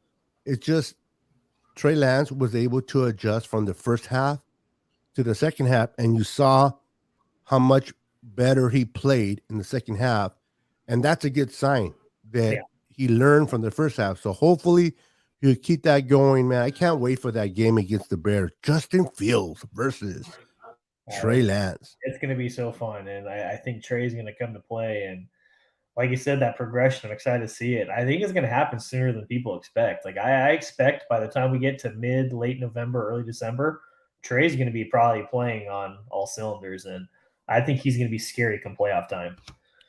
Yeah. This team's just built to win. He's surrounded by playmakers on both sides of the ball. We are a team full of all pros.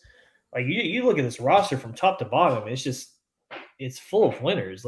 It's destined for us to get it. We were just missing that one piece, and I think Trey's that piece. Yeah, he's that piece that's going to take the team over the top. I mean, we saw how far we can go with Jimmy.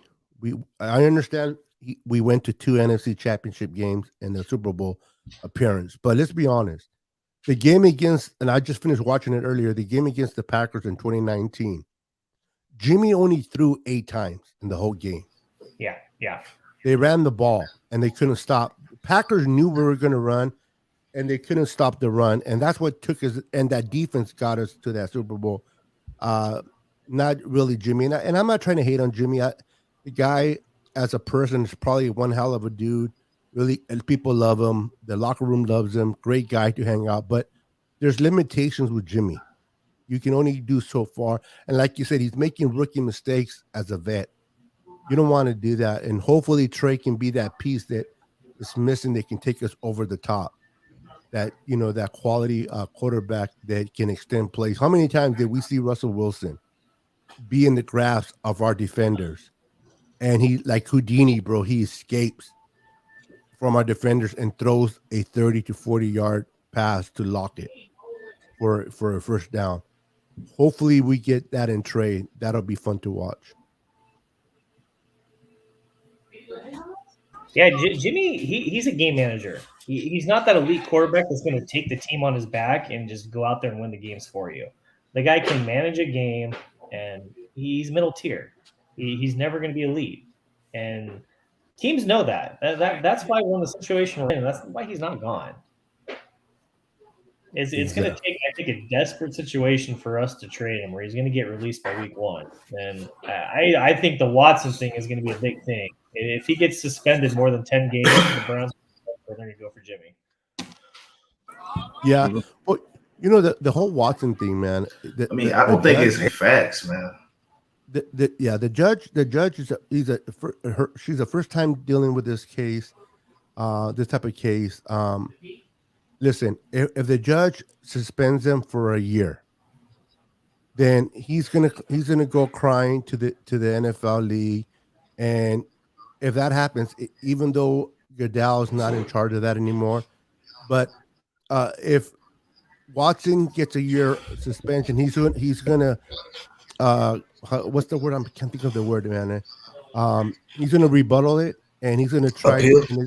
Appeal. Thank you, sir. Thank you.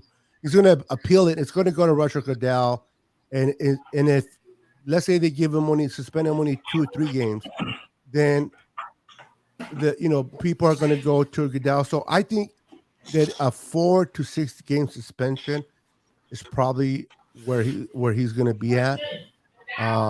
But man, talk about giving the farm. Goodell no longer has control, though. He does when it comes to appeals. When either side appeals, Goodell then has the final word. Mm-hmm. So if Watson appeals, Goodell has the final word, which if he backs down, that's just a bad look for the NFL. Because all it's been saying is the NFL has been looking for indefinite suspension, minimum of 1 year. Then he has to apply to get reinstated. So if he gets a year and Watson appeals and then Goodell decides to back down and give him a lesser suspension, that's a bad look on the NFL, because this whole time they're trying to get a year. They're trying to get a year. If he backs down and lowers it, get ready for the bad PR, because that's just a bad look. Well, I mean, the women settled. I think like 30 of them settled, but there's still like 4 or 5 out there that are still fighting against him. So even if he gets suspended this year, there's a great chance that he can get suspended next year as well. So the whole fact that the Browns paid all that, I mean, they paid him everything guaranteed, gave up 3 number 1s to get him. Man, I know they got to win now. See, they invested money into Baker Mayfield. They put all the money into him. They brought in players, and he didn't work out. So that their Super Bowl window is in the next 4 to 5 years. They got to win something, because all these players they have on that team, their contracts are coming up, and they're going to have to get paid. Yeah, and they're not going to be able to pay everybody. Myles Garrett's going to have to get paid. Chubb's is going to have to get paid. So they got to win now. So that's why they brought in Deshaun. But if Deshaun misses a whole year due to suspension, that's just going to delay the opportunity to get to the Super Bowl. So I don't know what the Browns were thinking, bro, but obviously, let's be honest, man. The Browns know something that we don't know. Let's just be honest with that. That's the only reason they would make that kind of move. I know you keep saying that, man, but I don't think they know something because they made that move months ago. I think it was just the Browns being desperate. Yeah. And my point too is how good is Watson going to be? At this point, he hasn't played football for a year and a half. So you don't believe that the Browns? You don't believe the Browns knew it was going to be some kind of settlement coming in, and the other four women going for the taking? Before they made the deal, the Browns were told the day before that they were out, that he's not going to them. And then they decided to throw they backed up the Brinks truck to his driveway. That is the only way. That's the only reason that Watson is a Brown. Yep. Because the day before they were told you guys are out. You're not in the running. He doesn't want to play for you. So they made that Hail Mary and decided to give him the biggest guaranteed deal in NFL history. And that is the only reason he is on that team. He can say it's other reasons, but that's complete bullshit. He's there. Yeah, it's the money. It is the money. And even if the Browns think they have an idea of what's going to happen, they have no control over the judge and what the judge is going to do, unless the judge is in their pocket. Yeah. That's a whole, but the judge, what she gives out is what it is. And if just because they appeal it, it doesn't mean it's going to go through with Goodell either. Like you said, they don't want to tarnish the image of the logo of the NFL. I don't know. I think he'll miss 4 games to 6 or more. You got to think too. They did nothing to the owners, who Arthur Blank and Stephen Ross. They did nothing to them when they got caught up in that kind of mess. So it's such a joke. It's just sickening how the NFL handles these situations. Yeah. Now you got the Texans coming out. The Texans settled with 30 women because now they're being dragged into it because they're protecting him. They're signing NDAs. They're supplying the club for the. It's protecting him. Look, everything's been protected, and I've been firm that I believe he should never take a snap in the NFL again. This guy's got he's a predatory monster. That's fair. But okay, let's look at it this way. Now, I'm looking at it to the sense that he's a young man. He could have went out there and messed up his life on his own, right? But the fact that you have a gigantic Fortune 500 company standing behind you, providing you with these women, says a lot. I mean, you're not just standing by yourself. So therefore, the Texans have to pay a hefty price too now. Yeah. Yeah, they were protecting him until Watson decided he wanted to leave. Yep. Once Watson said, I want to leave, they're like, oh, really? Oh, okay. We're not going to protect you anymore. And then before you know it, boom, everything came out to the open. It's sad, bro. But if you are a good player, especially at the quarterback, bro, teams will do whatever it takes for you to keep you happy. And it's sad, but it's a business. You got to win. And I think that's what they were doing with Deshaun Watson. They were providing him things for him to do. And then once he wanted to leave, they exposed him. So I got one question, and then I got to hop off here. Do you guys believe Watson is elite quarterback? Because if you take the Texans before him, I forget who their quarterback was before him. They got to the same point with that quarterback they did with Watson. It was Matt Shaw. That's it. Watson did nothing to move the needle for the Texans. So why is he considered so elite? Well, you know what? I don't think Watson ever really had elite running game as well to help him. He pretty much had the Texans on his back if you look back at it. Yeah, but that year when they only won 4 games, he had a phenomenal season. Did just as much. They got to the same spot in the playoffs. Watson did nothing different when he got to the Texans. He did not move the needle at all for them. That's true, but who was the coach then? Was it Bill O'Brien was the one who drafted him, right? Yeah, I think so. And how many years did he coach him? He was only there. I think he was only there with him 2 years, maybe tops. See, so I mean, we made a lot of case for Alex Smith on having different OCs over his course of his Niners career. So I mean, we can pretty much make the same argument for Watson as well. Him not having weapons, him not having the same coach. He had weapons. He had Hopkins. Yeah, he was the best wide receivers in the league. That's true. But just those two can't do it alone. I mean, defense was pretty much keeping them in contention when you think about it. Yeah, their defense was the top. It was the top notch At the defense. time, yeah. So say just devil's advocate, he got no suspension. If they miss the playoffs this year, would he be considered a bust for the Browns with the roster that they have? If he got to play the whole year, especially since Matthew Stafford came to the Rams in year 1 and took them to the Super Bowl. Yeah, I can say the expectations are high. I think they're unfair, but you're right, especially with the guaranteed money what they gave him. That's pretty much they're looking for him to win them a Super Bowl in year 1 or year 2. Yeah.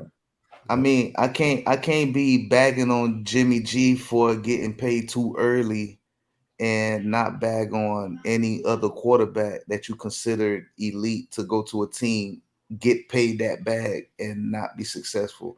I mean, Matthew Stafford really made it hard. I agree with that.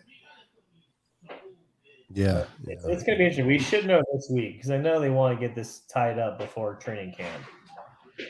So we should get a decision any day now from this judge and be able to move on from there. Yeah, the whole situation there though is I don't know. And then the way they did Baker. I know Baker's not that great, but the way they did him, bro, that was dirty. Yeah, it's going to be so fun to see if Karma hits them and they lose in week 1 against Baker. They're paying Baker $500,000 in week 1 to try and beat them. That's just the Browns being the Browns, like throwing money out the door with what they're doing out there. You know, it's funny. The Panthers is going to start the year with 2 top 5 quarterbacks in the draft that year. Yeah, the number 1 over pick with Baker, and then the 3rd overall pick in Sam Darnold. Both of them are trash, but man, you got 2 quarterbacks that were the top 5 in the draft, and neither one of them can save your life if your life depended on it. Does anyone think there's a chance that Darnold plays over Mayfield in week 1? I believe Darnold's out of there. Yeah, I think Baker's better quarterback over Darnold. I've never been a USC quarterback fan. The only USC quarterback that's ever came out and did something in the NFL is Plummer. Carson. Yeah, Carson. Yeah. Other than that, you know, every quarterback that comes from USC has never been successful in the same NFL. way I feel about Alabama quarterbacks. Yeah. Oh, yeah. Alabama quarterbacks are the same. Tua's going to be trash, and I think Mac Jones is overrated. Defenses are good from Alabama, but when it comes to quarterbacks, I agree. Running backs also produce from Alabama, but when it comes to quarterbacks, you're absolutely right. I think Jalen Hurts might be an exception for the simple fact that he left. And really, better coaching. Yeah, and I don't know how good he's gonna be, but he definitely has the weapons, bro. I mean, oh my goodness, the Eagles are just loaded. I heard he's been struggling this offseason. He wasn't looking too good in OTAs. OTAs are OTAs, man. I mean, think about how many players go out there and stride in OTA and come out regular season just looks like, dude, where's the guy that's in practice every day? Yep. You can't judge until the pads go on. Yeah, I agree, but I don't know. I've never been. I'm not sold on Hurts. I don't think he's a great quarterback. Put it this way. Since I've been talking about comparing him with Lamar Jackson so much, let's see who has a better season between those two. Between Hurts and Jackson? Oh wow! I think it'll be Jackson 100%.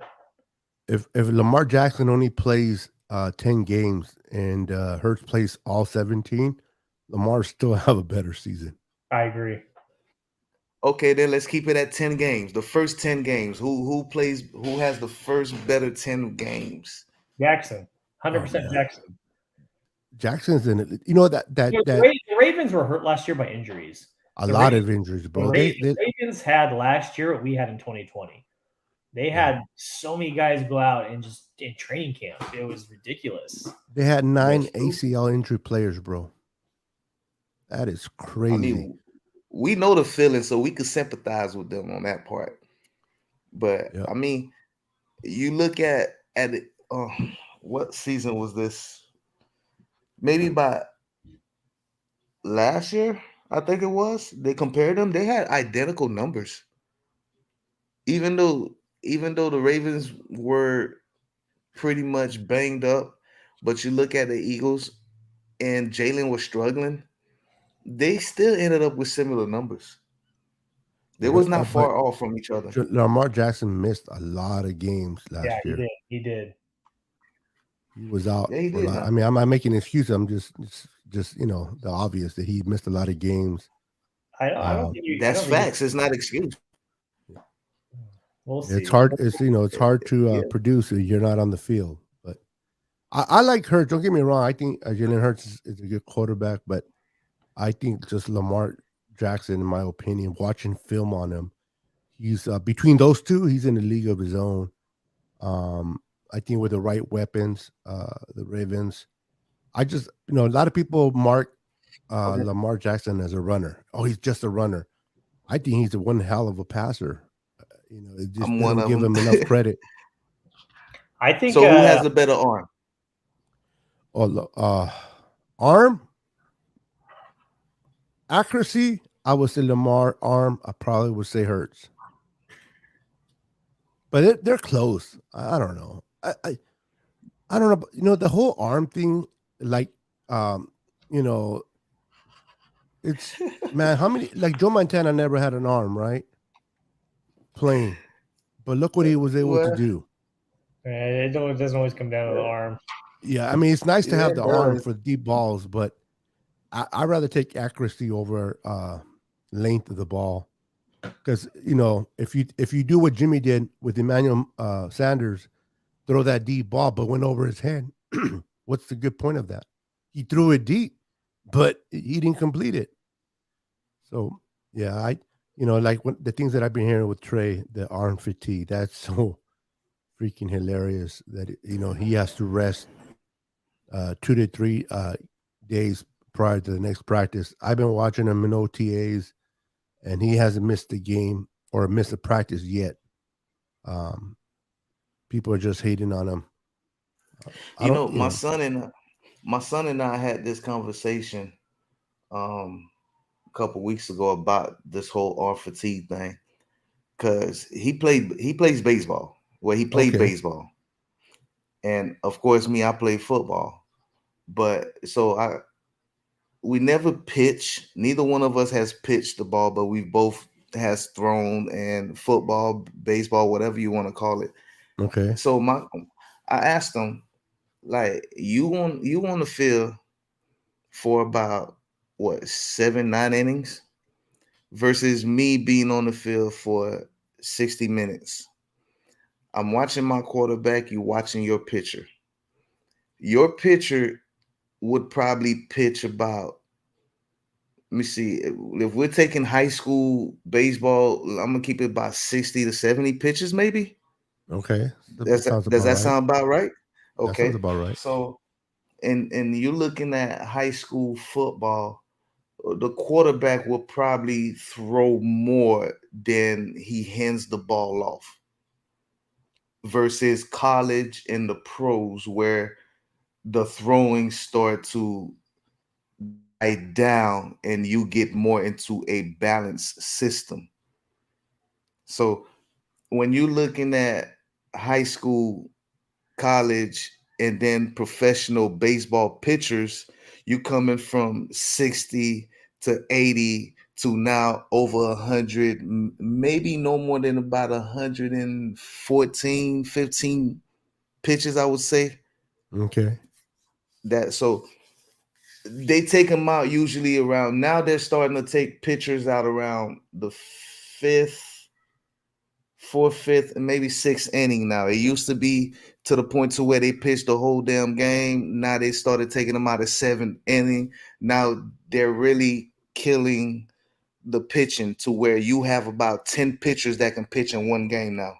So I'm looking at these starting pitchers that pitches about 100 pitches a game versus, and you talking about 100 and out of 162 games, they might end up playing maybe about what, 40 at the max? Am I right? But out of 100 games? out of 162. 160. That's right. That's yeah. the length of the season. Because Yeah, you got to think about 40, 45 on there. So you're looking at one guy that's pitching about 100 pitches for 45 games. They might not be straight, they might not be consistent, concurrent games, but still, that's 40 games. How tired do you think his arm is compared to a 17-game quarterback? Yep. You see what I mean? So Mikey said goodbye to you. He was going Disneyland. That's what he said. That's what he said to me. So I mean, I look at it, I'm like, then we talk about Jimmy G throwing about 8 times in one game. And why can't Trey Lance come in and do 10, do 12, 15? Why can't he do that? I mean, like you said, the expectation's not high for replacing Jimmy. It's really not. I mean, if Trey Lance was maybe replacing like Kaepernick or something, then I would be like, okay, yeah, I really need to see him be 2.0 or at least be himself at a greater height. If he was replacing Steve Young, bruh, you got some big shoes to fill. Those were the words I said about Jeff Garcia. And he was decent, but never really panned out for me like I really expected him to, because I put so much expectation on him, because I felt like he could have been the next Steve Young with some wheels, with better wheels, if you ask me. But yeah, I mean, we after Jeff Garcia, the carousel of quarterbacks that we went through, Drunken Miller, Rattay, so when Alex Smith, even though I wanted Aaron Rodgers, when Alex Smith came in, Alex wasn't that bad. He wasn't great, but he was decent. And then Kaepernick was electric. I love watching Kaepernick. I got his jersey behind me on the wall. I love Kaepernick. Yeah. So I love Kaepernick, man. And it's a shame that he didn't get to play long, but what he was able, people were like, wow, they should have never gave it to Kaepernick when Alex Smith got hurt. But I told people, listen, Alex Smith is a great quarterback, but you can see the different dimension from Kaepernick to Alex when it comes spreading the field. The things that Kaepernick was able to do, not just with his arm, but with his legs. The only thing that I had a kind of problem with Kaepernick is he wouldn't take his eyes off a receiver. Corners knew pretty much where Kaepernick was going with the ball, because he wouldn't make his reads. He'll always go with the first read, and trying to fit it in there. And if that wasn't, he'll take off running. Yeah, he wasn't faking him out. He wasn't. Yeah, exactly. And he wasn't adjusting he wasn't adjusting to what the defense was doing. But I think he would have, if we would have played a little bit longer, I think he would have learned that. And people like to compare Trey to Kaepernick, and I'm like, Kaepernick, if things broke down right away, he would take off running. And I don't see that from Trey. I don't see Trey being a runner. I see Trey being a passer, pocket passer with the ability to be mobile and extend a play and get away from the rush and still look downfield and see if a receiver gets open and trying to complete a pass. I think Trey will run only if he has to, not make that part of his game. Like Lamar. Lamar makes his first read. If that first read's not there, he's gone. It sounds like you describing a taller, more athletic Russell Wilson when you talk about Trey.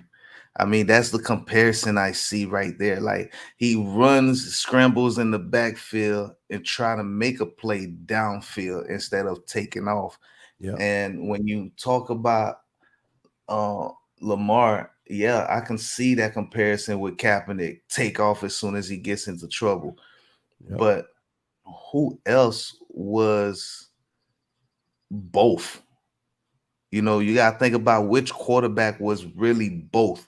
Like he'll take off, but he rather trying to make a play in the backfield first, and that's Michael Vick. Michael Vick. I kind of go even further than that. What's his name? Warren Moon. Moon. Warren Moon. Exactly. Okay. Now, who? Randall Cunningham? Was No, it not so too much much. of a scrambler? No, he was. Culpepper, maybe Donovan McNabb. Dominic, Steve McNair was another one. Who? See, that's a battle that I want to have. Who did it best? Like best scrambling quarterbacks ever. That's a conversation I want to have. Put Moon first and Vic second or close second. Vic, you know Vic what? Was good, man. Let's come back to that comment. Let's make that a whole show. How about that? Can we do that? Who's the best running back? I was waiting for Vic to come in that conversation. Vic. I was waiting for Vic. Yeah, you can't forget about Steve Young, bro. Steve Young. Of course, you can't. You can't. Yeah, he was Vince Young either. Vince Young. Yeah, Vince Young was another. See, so yeah, I think we could make this a whole show for next show, man. Like the best scrambling quarterbacks ever. Like do a list, like a top 10 list of the best, and everybody reads out their list of the top 10 best running mobile quarterbacks in the whole NFL, throughout the whole NFL. Yeah, that'll be interesting. That's gonna be a big one. A big one. Oh yeah. I already have a few in mind, man. But yeah, watching, I love I love Joe Montana. He's the GOAT, 4 Super Bowls, taking nothing from him. But something about watching Steve Young play was just so much more fun. Scramble, run, especially that game against Minnesota when he was stumbling into the end zone. I think Montana's still a little bit better quarterback, but if you're talking about entertainment and watching a quarterback entertain you by what he does, Steve Young was he's my favorite player between both of them. I love them both, but Steve Young, bro, he's just, I love mobile quarterbacks that are able to run and take. That's why I fell in love with Lamar when he came out. And I see him. I love watching the Ravens just to watch Lamar do his thing, man. I mean, that dude's like he's a quarterback in a running back's body, which is crazy, man, because that dude is so strong. To me, watching a mobile quarterback, man, it makes the game more exciting. I mean, for me, a kids who really started like following the game in the early 90s, but didn't really understand it up until the early 2000s. Even though I played the game, I still didn't understand it until I actually sat back and took my time and actually watching. And Michael Vick was one of the quarterbacks who really like made me understand what it is to play the quarterback position as a running back. Yep. Because I was a running back. So I mean, I always knew I could have a little arm on me and stuff. I mean, I could throw like 15, 20 yards down the field with a little bit of accuracy. But I mean, watching a quarterback do that and be that explosive, even though I've seen other quarterbacks in the 90s do it, but none did it like Vic. It was watching Barry Sanders with a freaking arm. So Vic was fun to watch, man, in Atlanta, man. He was, even when he went to Philly, he was still productive, but not as much as in Atlanta. But yeah, I have to agree with you. Watching the Vic when he came out, it was, I'm a Niner fan, but I was watching a lot of the Falcons games just to watch Vic, just like I do with the Lamar. I like watching Lamar when it comes to the run game. That's why I enjoy those type of quarterbacks, and they're fun to watch. It's because you don't know what they're gonna do, man. You think they're stuck, and then 1 second they just, like Houdini, man, escape to the right or to the left, and they take off. Yeah, Kaepernick. How many times that Kaepernick was almost taken down in the sack, and he turned it into a 25-yard run? Oh, that was all the time. He was doing that mess all the time. Clay Matthews couldn't stand him in the playoffs. when he used to play, because he was Clay Matthews, who will get so damn pissed off because right when you think you had him, he'll take off running, man. And Cap can run. He could. He can He run. had long stride. Yeah. And see, that's the thing with Trey. Trey's not a runner, man. He can't. I don't know about the games you saw, these two games, but the guy was like stumbling forward. Like he was supposed to get a first down. It was like 2 yards and he couldn't even get it and run. He's more, I mean, in college, he broke some runs. He's not slow either. Trey's pretty fast, but he doesn't have the speed. You have to look at it too, like the games and the clips we saw in college. Look how comfortable he were.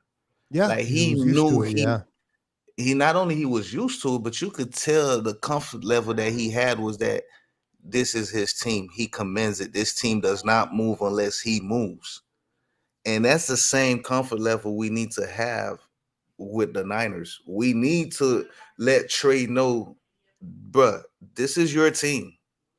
Do you be who you was at North Dakota and be more? You see what I mean? But like we still have Jimmy on there, so it's a little difficult. And this is why I don't think Jimmy will be in camp, because what they were, if Jimmy comes into camp, like a lot of people say, let them battle one another, right? Let them battle, and let's see who's the better quarterback. But when you have a young quarterback like Trey, you want to support him. You want to let him know, you know what, we're either going to swim or we're going to sink with you, but we got your back, and give him the confidence that he needs to go out there. And if you bring Jimmy into camp, you got to wonder, is Trey sitting there in the back of his mind? If I screw up, if I have a bad game, are the players going to want Jimmy to come in and play instead of me? And you don't want that lingering in your young quarterback. You want your quarterback to have the confidence of the world. And if you get rid of Jimmy, that shows a big time confidence boost to Trey. Says, you are our guy. It really does. Now, I'm gonna right now until then it's limbo. I'm gonna tell you who's been pissing me off lately, man, and it sucks because we share the same freaking first name. But Emmanuel Acho, man, he's been really pissing me off with his Trey comments. Oh, like, yeah. Another year? Yeah. Are you serious? Are you not looking at front office right now? This man's going into his second year, which is his actual first year, because I never knew red shirt existed into the NFL until Trey Lance. I never knew arm fatigue existed into the NFL until Trey Lance. Hell, you know what? We making history all around with Trent Williams being the first old lineman ever in '99. Madden rating, that's what's up. And then you got who else do we have? George Kittle being the number one tight end ranking going into the first week, which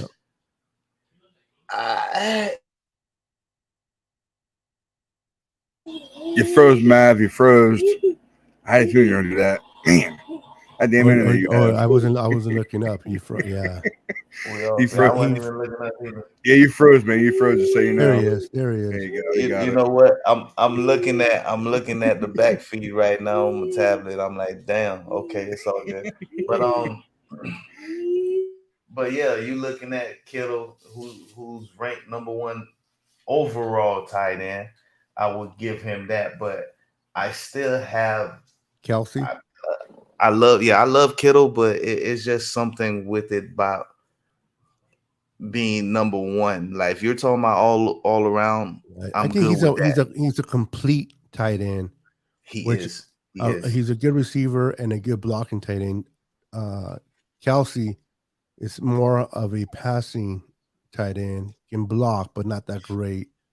So I mean, if you're asking who's the best tight end, who should be ranked number one, I think Kelsey would be that, because he gets those targets. He has that quarterback to give him those targets. And you got to look at too. Kittle has missed quite a bit of games in his career with the Niners. He's only had one. Missed a lot. And he's only had one 1,000-yard season, right? I believe so. Yeah.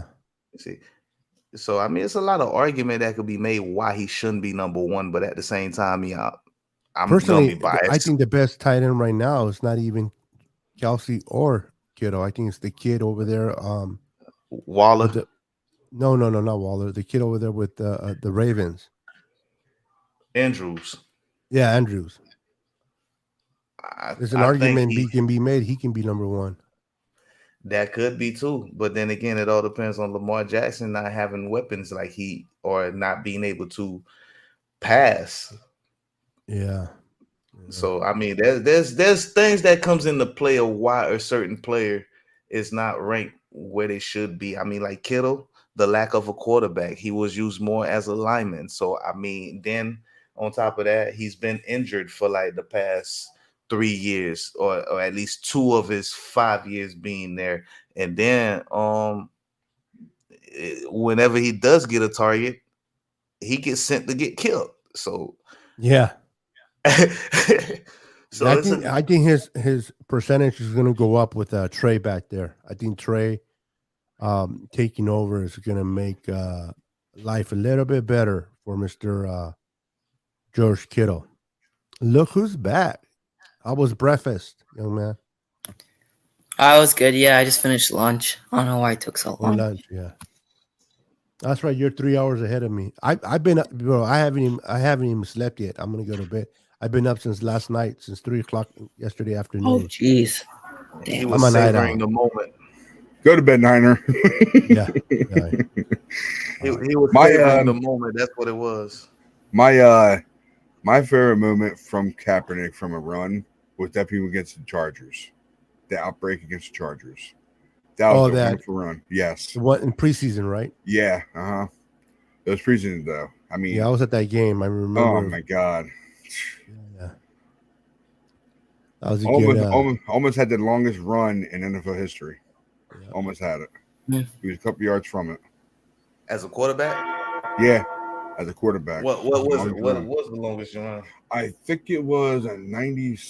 Oh God, 96 was it? Yeah. What do you have? 92? It was 92. There was the largest one. It was 92 or 93. One of those two. Yeah. I forget who it was though. Off the top of my head. But I remember that's the only one. Definitely that one in the Packers. The one he ran against the Packers. That was amazing too. I ran all the whole defense. Loved it. Then you see it coming. He just ran around real quick. Yeah. So the only 2 games I definitely come in mind with it. So yeah, we pretty sure 2 hours, people. So whatever you guys want to do, you want to stick around, it's up to you. Yeah, I know. I'm gonna get. Hey, thank you for letting me come on, bro. I thank you so much, I like talking football. Nice meeting you, Mav. No problem. Nice meeting you, Ryan.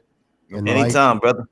I look forward to collab with you guys again. Youngster, enjoy your lunch, brother. Have a wonderful day. Hey, you too, Niner Sickness. Have a good day. Have a good day, bud. You guys have a good night. You too, bud. Later. Real quick, Cart. How old are you, brother? I'm 15 years old. I know about that already. That's why I hear the voice. I hear the voice. You know what I mean? So I'm like, how old is I know. Sound young. He's a baby. He's just a baby, man. Yeah, I'm still in school, but on summer breaks, that's pretty exciting. How much longer is your summer? School starts early September. I think the first week of September. So I still got at least like 2 months. Oh, you just went on summer break. Yeah. It's a long way to go. He's from Jersey, Mav. He's from Jersey. He's only about an hour and a half away from me. Okay, yep. School starts, I think, about the 10th here, August 10th. Okay, yeah, I think it's somewhere around there for us too as well. Yep. And your school starts at August 10th? No, September. Oh, you're talking about August 10th or September 10th? Yeah, for us, August. Damn, oh, damn. Florida starts on August 10th? Oof. You got to think about it, dude. Their school started later. Yeah, my kid been on summer break since June? May? Wow. Yeah, like the end of May. That's a long ass freaking summer. For a short ass summer, really. Well, you gotta think about it. The end of May, like I think it was the 27th, because it was it's my little sister's birthday. Then it was the 27th. So you got June, July, and then they go right back like the second week of August. I want to ask you a question real quick, Matt, before I forget. Did you get your tickets yet, or are you waiting until August? I am waiting till August. Okay, waiting for August. That's exactly what we're doing too. We're doing the same thing. Yeah, I started thinking about just grabbing them. Yeah, But no. I'm like, I'm ready to. It's like what I was thinking. You think they'll be lower, or you think they'll be the same price? Well, I have no choice. I've already budgeted myself for $400 just on tickets alone. Wow. Yeah, so it's the four of it's the four of us. Do So they I've already charge kids too? The ages of kids or no? my kids getting charged I like know, adults. yeah. I think they're charging for adults. I know that.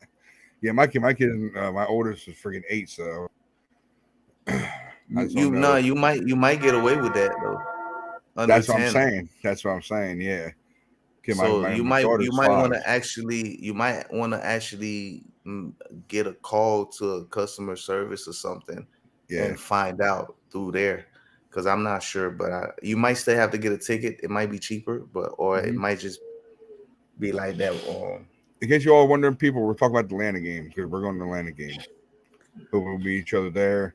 That'd be a great time. I think it'll be a great time. Yeah. So I can't wait for it, dude. I can't wait for it. So I've already budgeted myself for $400 for tickets, but then I'm looking at school. Is your buddy from Florida going up with you? Your buddy? He's from Georgia too, right? I'm not sure. He might be. He might be, because I know he's going out there, but it's his birthday weekend. So got you. No problem, man. I got you. Yeah, man. It's gonna be very exciting. My very first game I'm going to. My wife's first game. Of course, the kids. I know Grandma's gonna say to me, "Watch the damn kids." I was like, "Damn, man! I gotta watch the kids. I gotta watch my game." Jeez, I gotta figure out what to do with my dog. Oh man, cat. Dog. Don't you have any good neighbors around there? You trust any neighbors over there? No, you know what though? I might drop off my dog to a kennel or my little sister. My little sister, actually. Oh, okay. She's up the street from me. Cool. I might do that, or I might drop him off to my little brother, my mom. How many dogs do you have? Just one dog, right? Yeah, it's just a little tiny little thing, man. A little pocket purse, bro. I put a little bell around his damn neck just so I can hear where he at. Yeah, just so you know, people, we'll be back on Thursday with Red and Gold. We're coming back. Got Texman fellas. We're coming this back. Thursday? Yeah, this Thursday, 21st. That's why I made sure what date it was. I didn't know if it was this Thursday, 21st, or the 28th next week, the day after training camp starts. Is that when it starts? No, you mean training camp? Training camp starts 27th. So we're a week ahead? Yeah, we're a week ahead, yeah. So we're starting the 21st on Thursday. So that's the reason why Mikey said start it up, and as long as you guys are good, all of you, I make sure all of you are all good, and we're getting back together again, man. I'm very excited to have yes, sir. You don't call me yes, sir. You know I hate that. Man, chill out. All right, man. So I'm gonna get on up out of here. All right, brother. I'll see you Thursday. I got you, sir. Yes, sir. Be safe. Peace out, man. All right, brother. Be good, man. You too, man. Later on. Okay.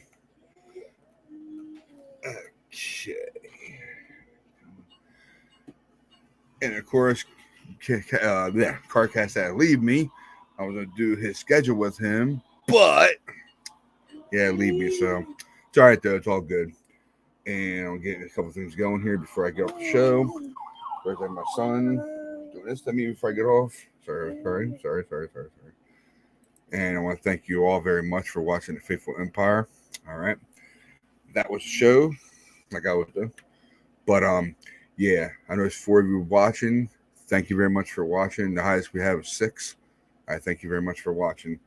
And of course, in the comments, before I go into the results, of course, Mav was the first one. Niner Sickness. Thank you so much, man. I don't know what your name is, but thank you very much. I knew you had a podcast out there. Go follow him at Niner Sickness Podcast. That's on YouTube. All right. Just type in right in there. All right. So let me see here. I'm going to try to do the best I can. Here you go. Just go to that. That's his logo right there. That's his logo. 96 Podcast. All right. So go ahead and go follow him. He's a great guy. I've been watching him ever since he started too. So he's a cool guy. He really is. So basically that's all I have with him and Mav. So thank you very much. And of course, I want to thank him, of course, plugging my fellows, of course, Mav for coming here to do his stuff like he always does. And of course, GM Mikey. I knew I had to get plugged in there somewhere, like I always do. So I'm going to do this right. I'll just do it this way. What the hell? Might do the plugs. I was going to bring the other one, but I'll do this one instead. And of course, you catch Mav on his show. Oh, look at that. Oh my God, you got to be kidding me, right? Just in time, CarCast. What's up? Yeah, I knew it. I was like, whoa, no one's in here.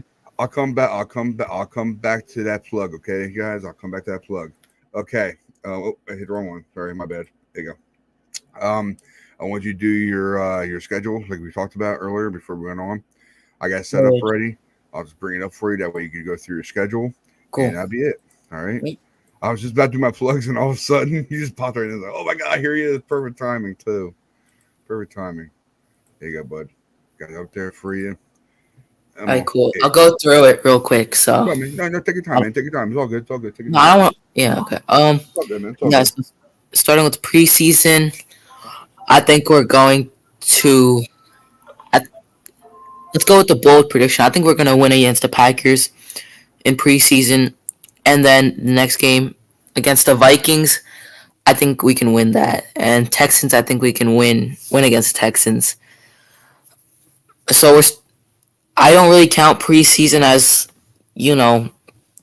as really games to predict the foreseeable future, but they're still important games.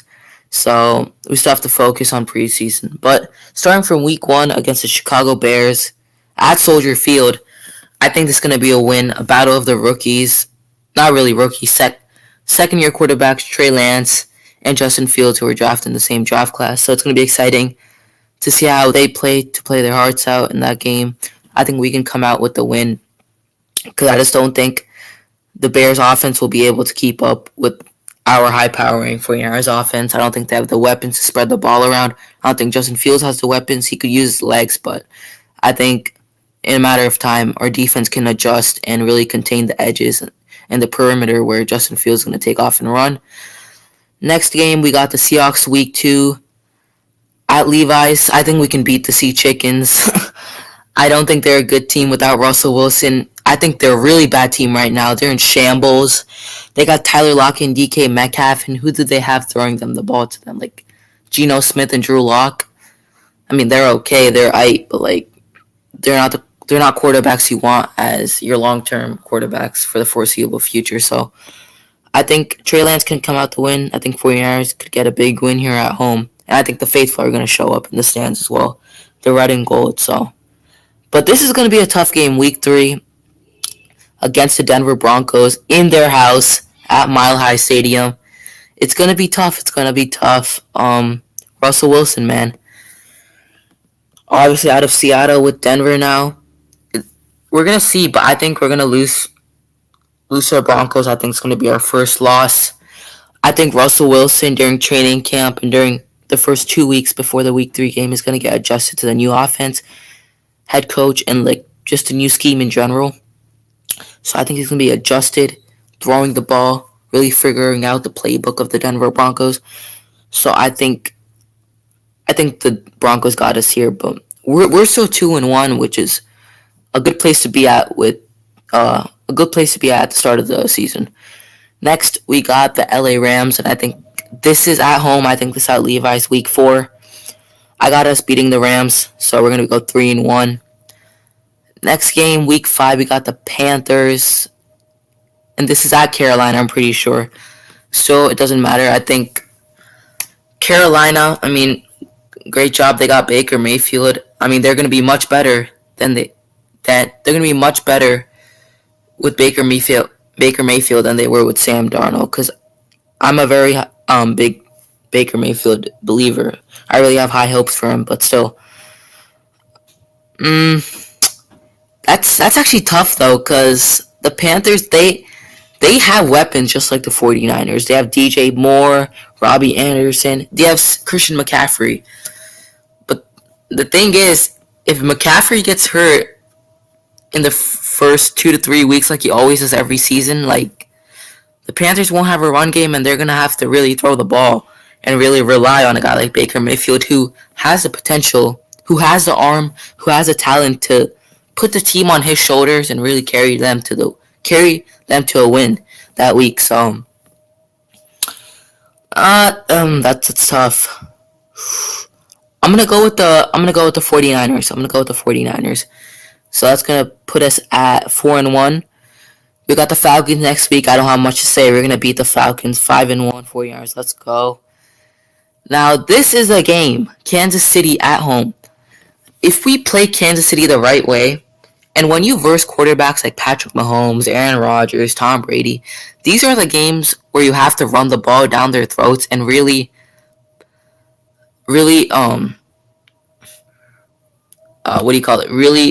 possess the time. I think you have to chew the clock, and you have to have more time of possession, and that so it doesn't give enough time for these superstar quarterbacks to come out on the football field and really do their thing. So it's a game where you have to chew the clock, really use the run game to your advantage, which the 49ers are really good at. They're a run-first team. But it's going to be tough going against Patrick Mahomes. Trey Lance's first time going against Patrick Mahomes. Arguably the best quarterback in the NFL. Really talented quarterback, but I'm going to keep it simple. Sorry, I went mute for a second, but I think the Chiefs are going to win this. I think that's the obvious answer, but we'll see. If the Niners play this game the right way, I think they can win, but I'm going to play it safe and say the Chiefs are going to win, so I think the Chiefs got us here, but we're still at 5-2. Yeah, we're still at 5-2. Next we got the LA Rams Week 8. This is in SoFi, playing them twice before our bye week, but I think the second time, I think the LA Rams are going to figure us out, and I think they're going to beat us. It's hard to bet against Super Bowl champions, No matter how much I don't want to say that they are the champions, good for them, but, it's going to be tough. It's going to be tough. So I think they got us here the second time we play them, but we are still 5-3. 5-3 by the break. 5-3. Yeah, that's a good place to be at, in my opinion. 5-3 at the bye. Week 9 we have our bye, and then Week 10 I like this game, but I think Justin Herbert and the Chargers, they're gonna come in, really show what they're about, and I think they're gonna beat us in this one. 5-4. Next we got the Cardinals in El Estadio, in Mexico, Estadio. So it's gonna be an exciting game. The stakes are gonna be high. I think this is a home game for the Cardinals, but I don't think it's gonna really we're going to help them in a big way because it's not their stadium, but it's still considered a home game. But I think we can beat the Cardinals here, so let's go. 6-4. Next, we got the Saints. Which this possibly could be a trap game, because the Saints, they're a good team. They're a really good team. People don't realize that they got a great running back in Alvin Kamara. Michael Thomas is going to be back. They got Jameis Winston, who I think is really good, who has the arm to run the field and also has the wheels to run. They got some really good weapons there. And the reason I'm calling this the trap game is solely the fact that people don't realize how good the Saints are. The Saints are very underrated in the NFC. I think they can win some games next year. I think they have the weapons. I think they have the quarterback. I think they have the running back. And that's the reason why I think this could be a trap game. But I'm still going with the 49ers. I think the 49ers got the Saints in this one, making them 7-4. By week 13, we're reversing the Miami Dolphins in Tua. It's tough, but I'm gonna go with the 49ers. 8-4. 8-4, right? Yep. Yeah, 8-4. Cool. 8-4. Then moving on, week 14, we got Tampa Bay. Tom Brady coming to Levi's. It's gonna be tough. As I said, we need to run. We need to run the ball in these types of games. We really need to run the ball. Use that to our best ability. But we'll see how the Niners scheme it up. It's always hard betting against the GOAT and Tom Brady, right? So I think the Bucks got us in this one, making us 8-5, 8-5, and then we got the Sea Chickens, and I think we're gonna beat them again. I don't think they're a good team. I mean, Drew Lock probably could figure out the offense, but then Geno Smith, he won some games when Russell Wilson had that finger injury on his thumb. I think it was about 2 years ago. He won some games in the absence of Russell Wilson. So will that carry over? I don't know. What if they start him for a full season? I don't know if he'll be able to keep up with that. But in this one, I got the 49ers beating the Seahawks for the second time this season. The last time we're going to play them, I got us going 9. Is it 9-4? Yeah, sorry about that. 9-4. 9-4. You gotta pick his winning against the Tampa Bay Buccaneers, right? For that loss. I got us losing, so 9-5. Okay, 5. 9-5. Okay. 9-5. My bad. And then Washington, I think we can beat them. I don't know much to say about the Commanders. Not gonna go really too much into depth because I don't want to take up too much of your time. But I think we can beat the. I think we can. I think we can beat the Commanders. So making us go 10-5. 10-5, and I think this is gonna be a good game. Really big rivalry. We don't like the Raiders at home at Allegiant, so I think we can beat the Raiders. Honestly, let's go. I'm not being biased. I truthfully think. I mean, I might be being a little biased, but like, come on, like I think we can whoop the Raiders. I got us beating the Raiders, which is gonna put us at 11-5, and the last game we got to cap off the 2022 regular season, we got the Arizona Cardinals, and I think we lose to the Cardinals this time. I think the Cardinals are a really good team. I think they got some weapons. They're gonna get DeAndre Hopkins, back. So I think we're gonna lose to the Cardinals, but I think that puts us in a good spot. I think this record really could push us to further playoff contention, finishing the regular season off at 11-6. So I got the San Francisco 49ers going 11-6 for 2022. Gotcha. Now, since you said 11-6, who do you think would be our first opponent? In I hope it's a bye, but it probably won't be a bye. It'll be a wild card most likely. Who do you think we go against in a wild card? In the wild card, that's tough. I know. That's why I'm trying to go by game, see what happens. Or who do you dream we go against? Let's see. So knowing who I think. Sorry about that. Rams, maybe. I hope.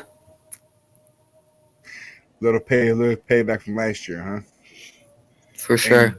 And do we win that game against them? Do you think?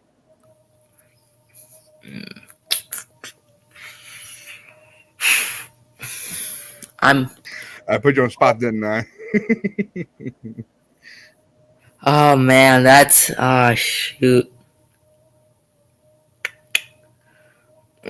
Don't worry, no pressure. No pressure. I think it's hard because there's obviously a new kid in town in Trey Lance, and I think the Rams defense is really used to playing a guy like Jimmy Garoppolo, knowing how many times we played the Rams. But I think the Rams division. I think the Rams defense really has to adjust to a guy like Trey Lance, who they haven't played once. And in the playoffs too, where the stakes are going to be really high, and Trey Lance has to give it his all. So I think the 49ers are going to win. I'm not saying it's not going to be a tough game. I'm not going to say it's going to be, it's not going to be a really, really hard game like the freaking Chiefs, where you really have to have a game plan. You really have to look at your playbook and say, okay, we're gonna stick to this game plan. But I think what the 49ers can do against the Rams is really stick to what they do, run the ball, get play action off that. With a guy like Trey Lance, I think it can happen really well. So I think we can beat the Rams in the wild card. Okay, so you have us winning against the wild card against the Lambs. Who's your next opponent in the divisional round? Do you think?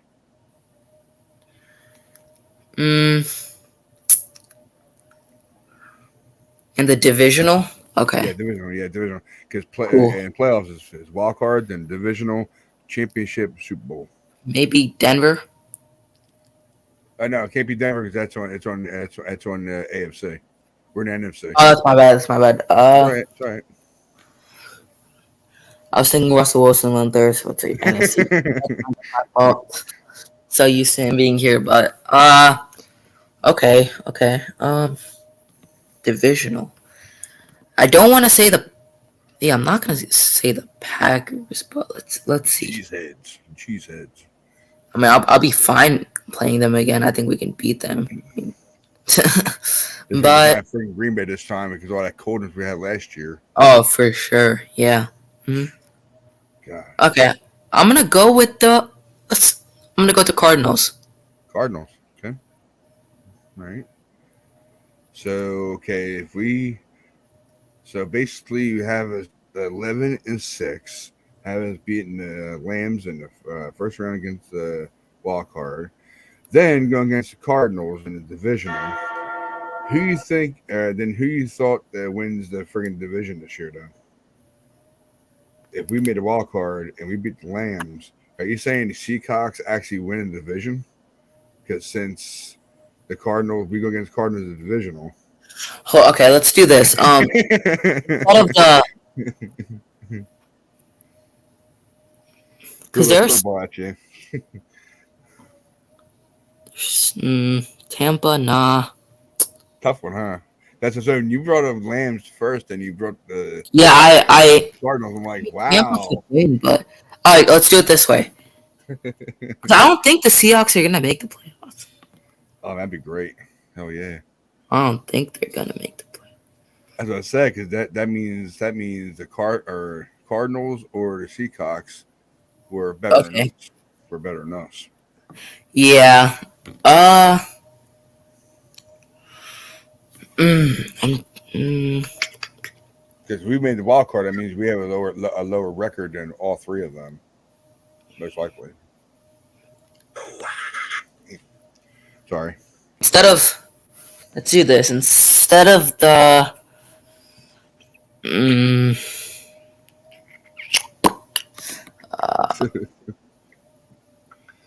so you're saying who's gonna win the NFC this year? Yeah, it's NFC. Yeah, NFC. You said three NFC West teams right there, back to back. I'm like, wow.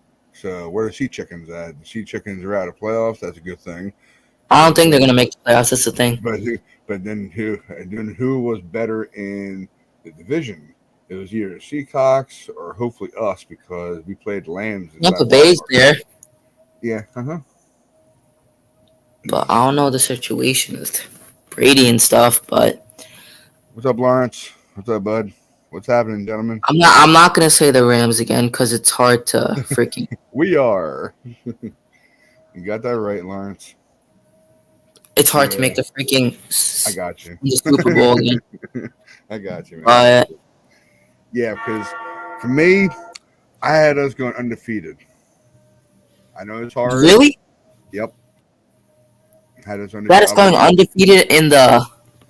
Even in preseason. 20 games all in a row. 20 games. We're going undefeated all 20? Yep. Damn, that's a bold prediction. Jeez. Damn. I mean, I'm not saying you're wrong. We could beat them, but like, there's a lot of good teams we're playing. Yeah, because if I had one loss, it would be against the I had in my head too. Who was it? Which one? God, I can't remember who the team was now. God, I hate when it happens. 1 second. I'm sorry. 1 second. The Commanders.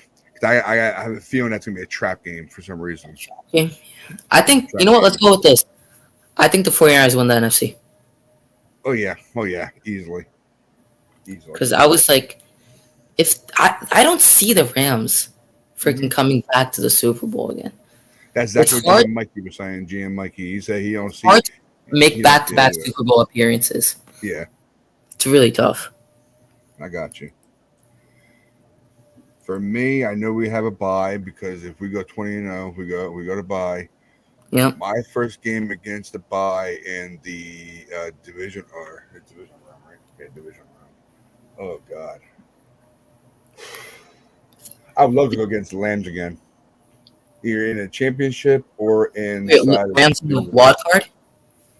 No, not wild card, not the wild card. I'm talking about on my side. If I want to go against an opponent in divisional, I would have to say definitely the Lambs because I want to go against them again.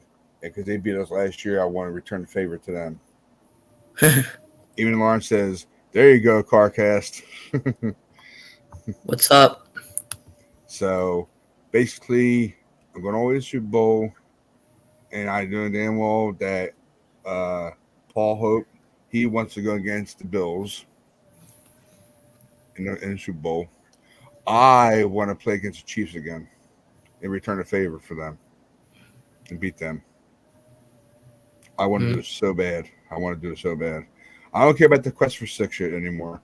My thing is now is take 6. So I'm not looking for a revenge tour. I'm not doing that for that shit no more. That revenge tour is out of my table now. It's gone. Is it okay if I switch something up?